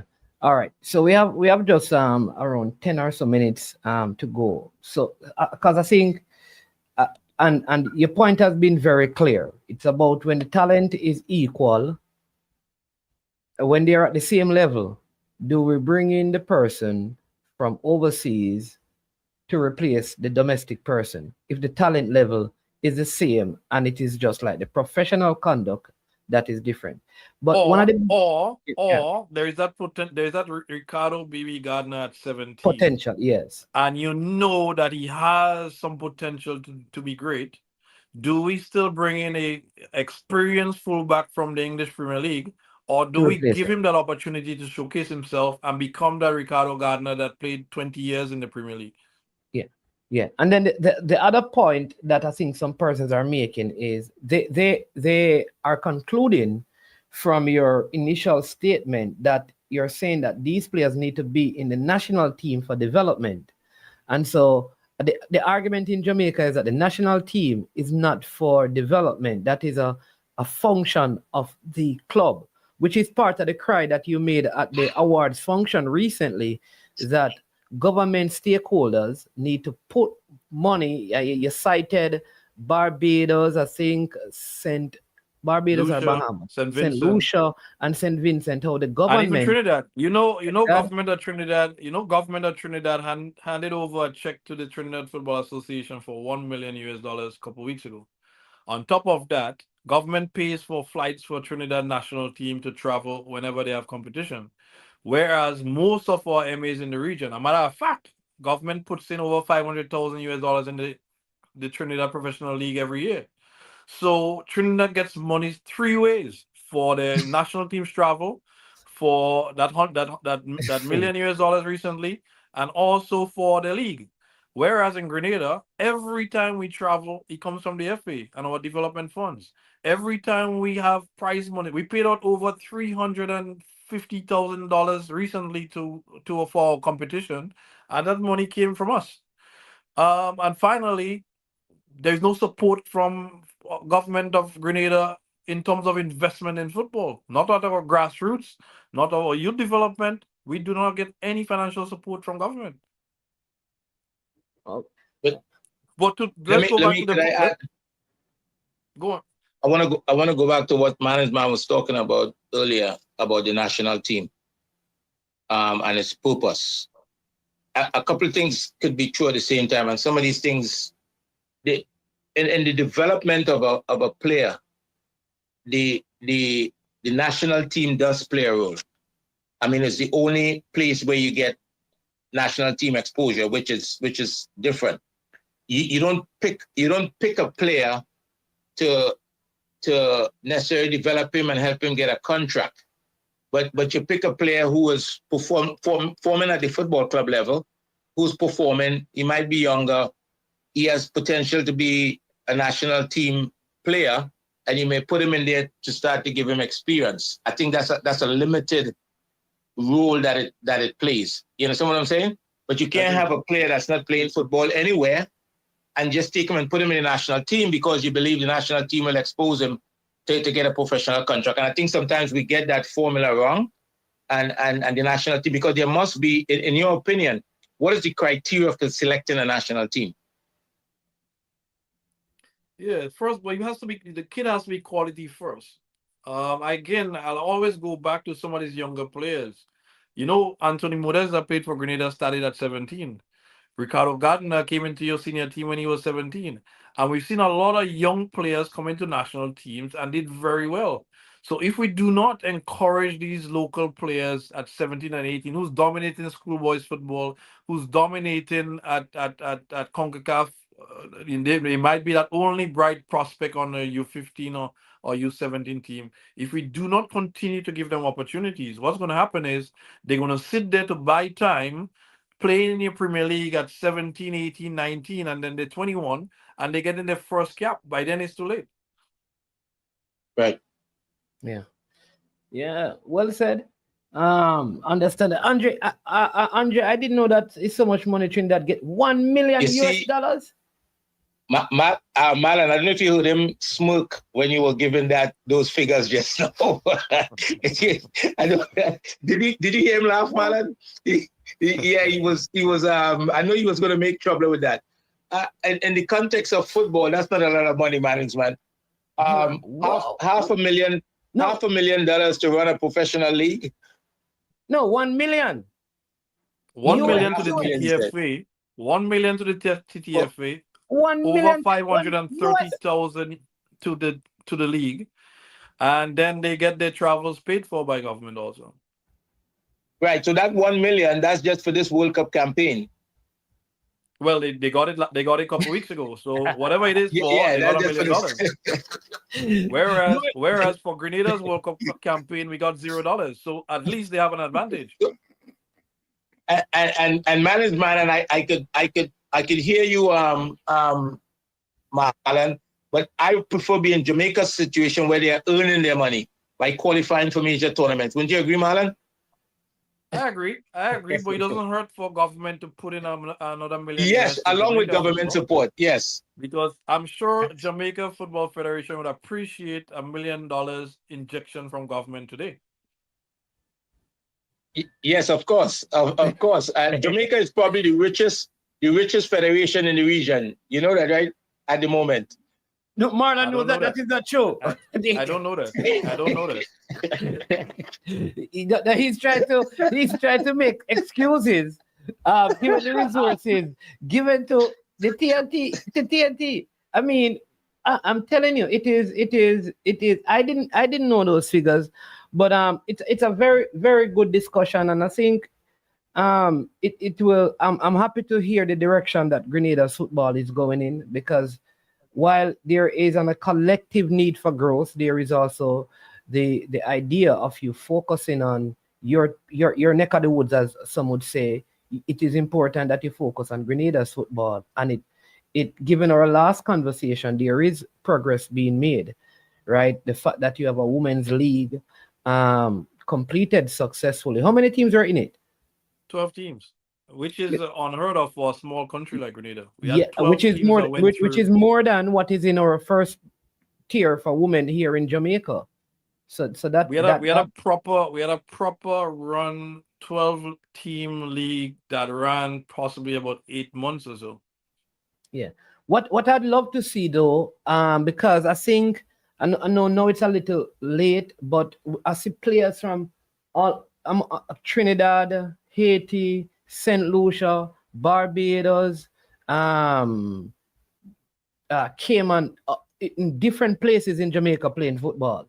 Maybe because of the opportunities and stuff. And it is something that I'd love to see, because in terms of that exchanging of talent in the different leagues. I don't understand why Jamaica hasn't tapped into Grenada for players over the years. I'm certain that one of your best players, foreign players to play in Jamaica in the history of the Premier League is from Grenada, Anthony Modeste, who actually captained Portsmouth for a number of years. In the height of the Premier League, when you had some of your top players playing in the Premier League, we had a Grenadian captain in the top team. So I'm not sure as to why the Jamaican clubs are not looking into Grenada. A few of them has been playing in Trinidad, but for whatever reason, we haven't seen the Jamaican clubs come into Grenada, and I don't understand why. All right. Well, we're gonna look at that. We're gonna look at that. We have probably some super agents here looking. But listen, I know you had a meeting.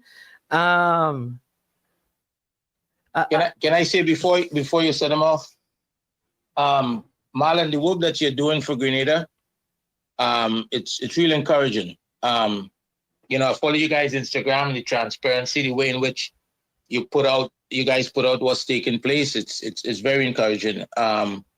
And your leadership. And I think if you can help management or somebody get in touch with Lyndon Cooper so he can tell us what his agenda is for CFU and how he can help dig us out of the condition that we are in.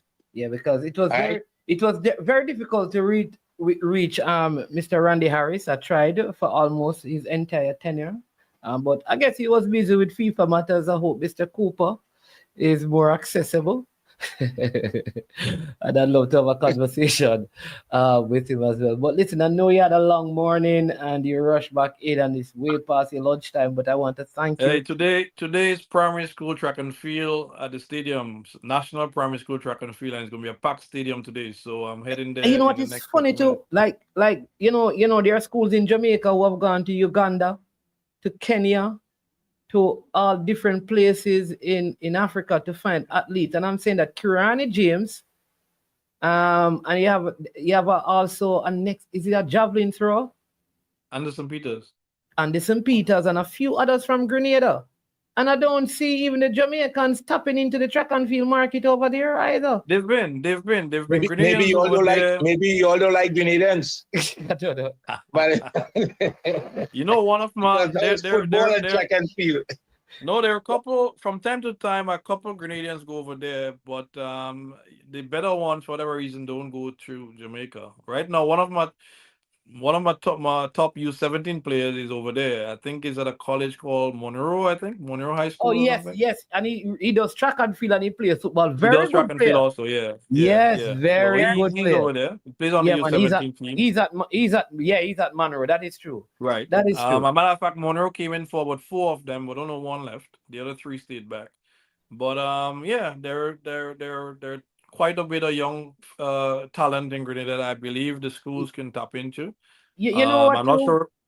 You know, let me tell you what is one of the other reasons. I don't think the Grenadians like to stay in Jamaica. I believe so. I believe so because no, I'm being honest. I understand we had a couple who went over and didn't stay too long and came back. Yes. For whatever reason, probably Grenadians are just homesick after a while. But I think it's a good opportunity for some of our young track athletes. I don't think our secondary schools association is going to agree because he may water down our championship here. You know, next week is our high school track championship in Grenada, and it's a sold-out stadium every day, just like Jamaica. Except you guys have a bigger stadium than ours. We have a packed stadium that is sold out by noon. You cannot get in. So the track and field in Grenada is second to only Jamaica in the entire Caribbean in terms of the national primary and secondary. We have primary school track meet today, and it's going to be a sold-out stadium. So track is doing well in terms of this on the school level, and I'm just hoping that we can get more and more Kiranis and Anderson Peters, etc. Yeah. And I mean, because we Julian Alfred went to St. Catherine from St. Lucia. And I mean, so I think there is the opportunity. Yes. Oh, somebody saying Casey's captain for years was Grenadian. Kingston College. Who is that? I didn't know that. Which Grenadian was Kingston College captain? And that's Drew's point. Drew's point is you should know that. Who is that? Hold on. Because Drew Fortis is only challenging me now because he and I has some issues with the people coming from Africa to be at champs. You know, we had all I said, you know, is that we had one event in Jamaica, the 5,000 meter, where we had a Kenyan, Ugandan, first, second, and third were all from Africa, countries in Africa. At our high school championship. So, but it is what it is. Give me the name, Joe. I don't know the name, man. Just tell me the name. But thank you so much for coming on today, Marlon. Really appreciate it. Enjoy the sports day. Drew, I don't know. I am asking you, what is the name of the KC captain a few years ago that was Grenadian? That's what I'm asking you. I am not arguing my boss. I'm asking you a question. Can you please answer? Marlon, that right there, that exchange right there is probably why Grenadians don't stay in Jamaica. You see how it started to escalate? Just understand. This is how the KC people.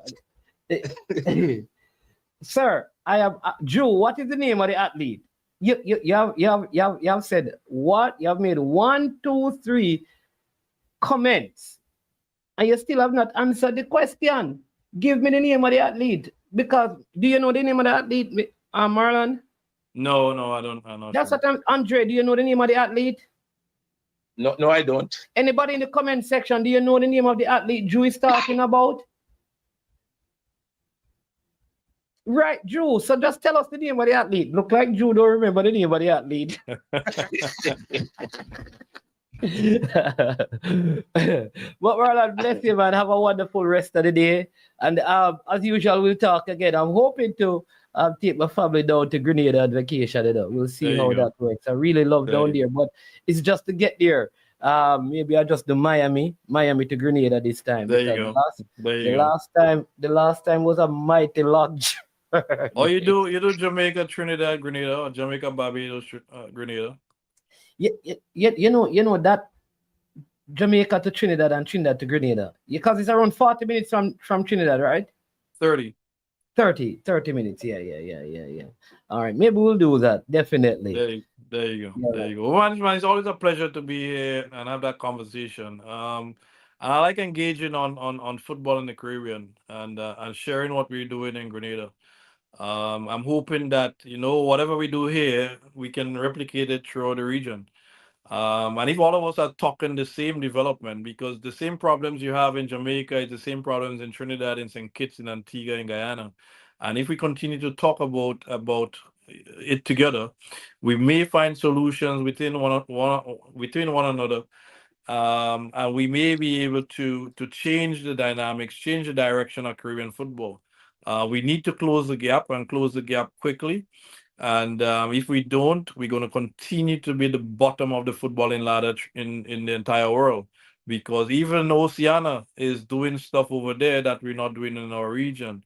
So we need to find a way to close that gap quickly. Otherwise, there'll be CONCACAF with North America and Central America at the top, and then there'll be the Caribbean will continue to struggle at the bottom when it comes to youth football, when it comes to national teams, and any chances of playing at any major competitions in the world will continue to sit back and watch on TV every country in the world but us.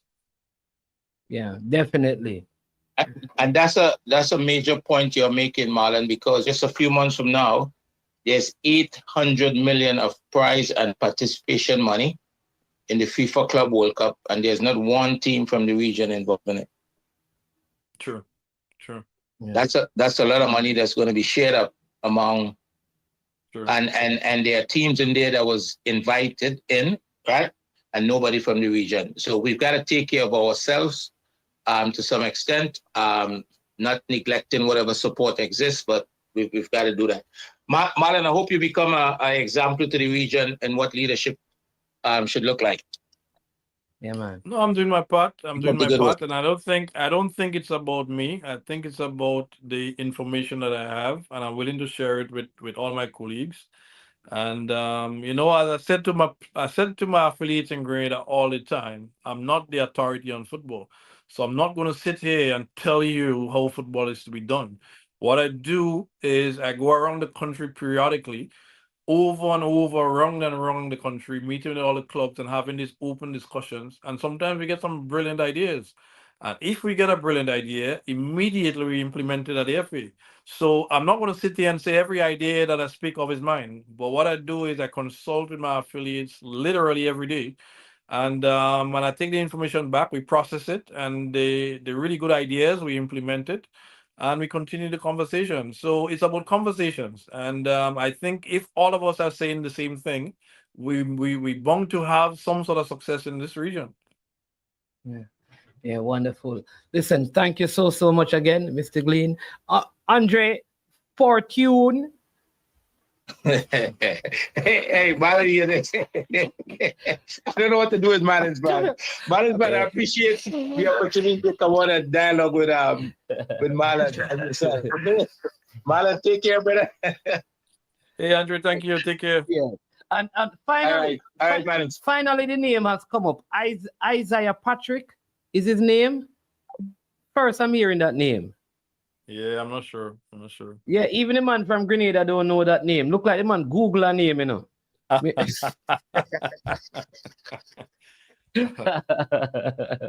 All right. Yeah, man. But bless you, Marlon. Have a wonderful, wonderful rest of the day. All right, man. Yeah, man. We'll talk again. Man. It's always a pleasure. Thank you. Yeah, man, you're welcome. All right. And to all of you, my faithful viewers and subscribers, a big thank you to you for being a part of this discussion. So many nuggets you can take from it. Go listen to it again. And just listen. I mean, a lot of sense, strategic planning, direct and deliberate, intentional. So please, listen, share with somebody else. All right. But I am management. This has been I Am Sure Sports.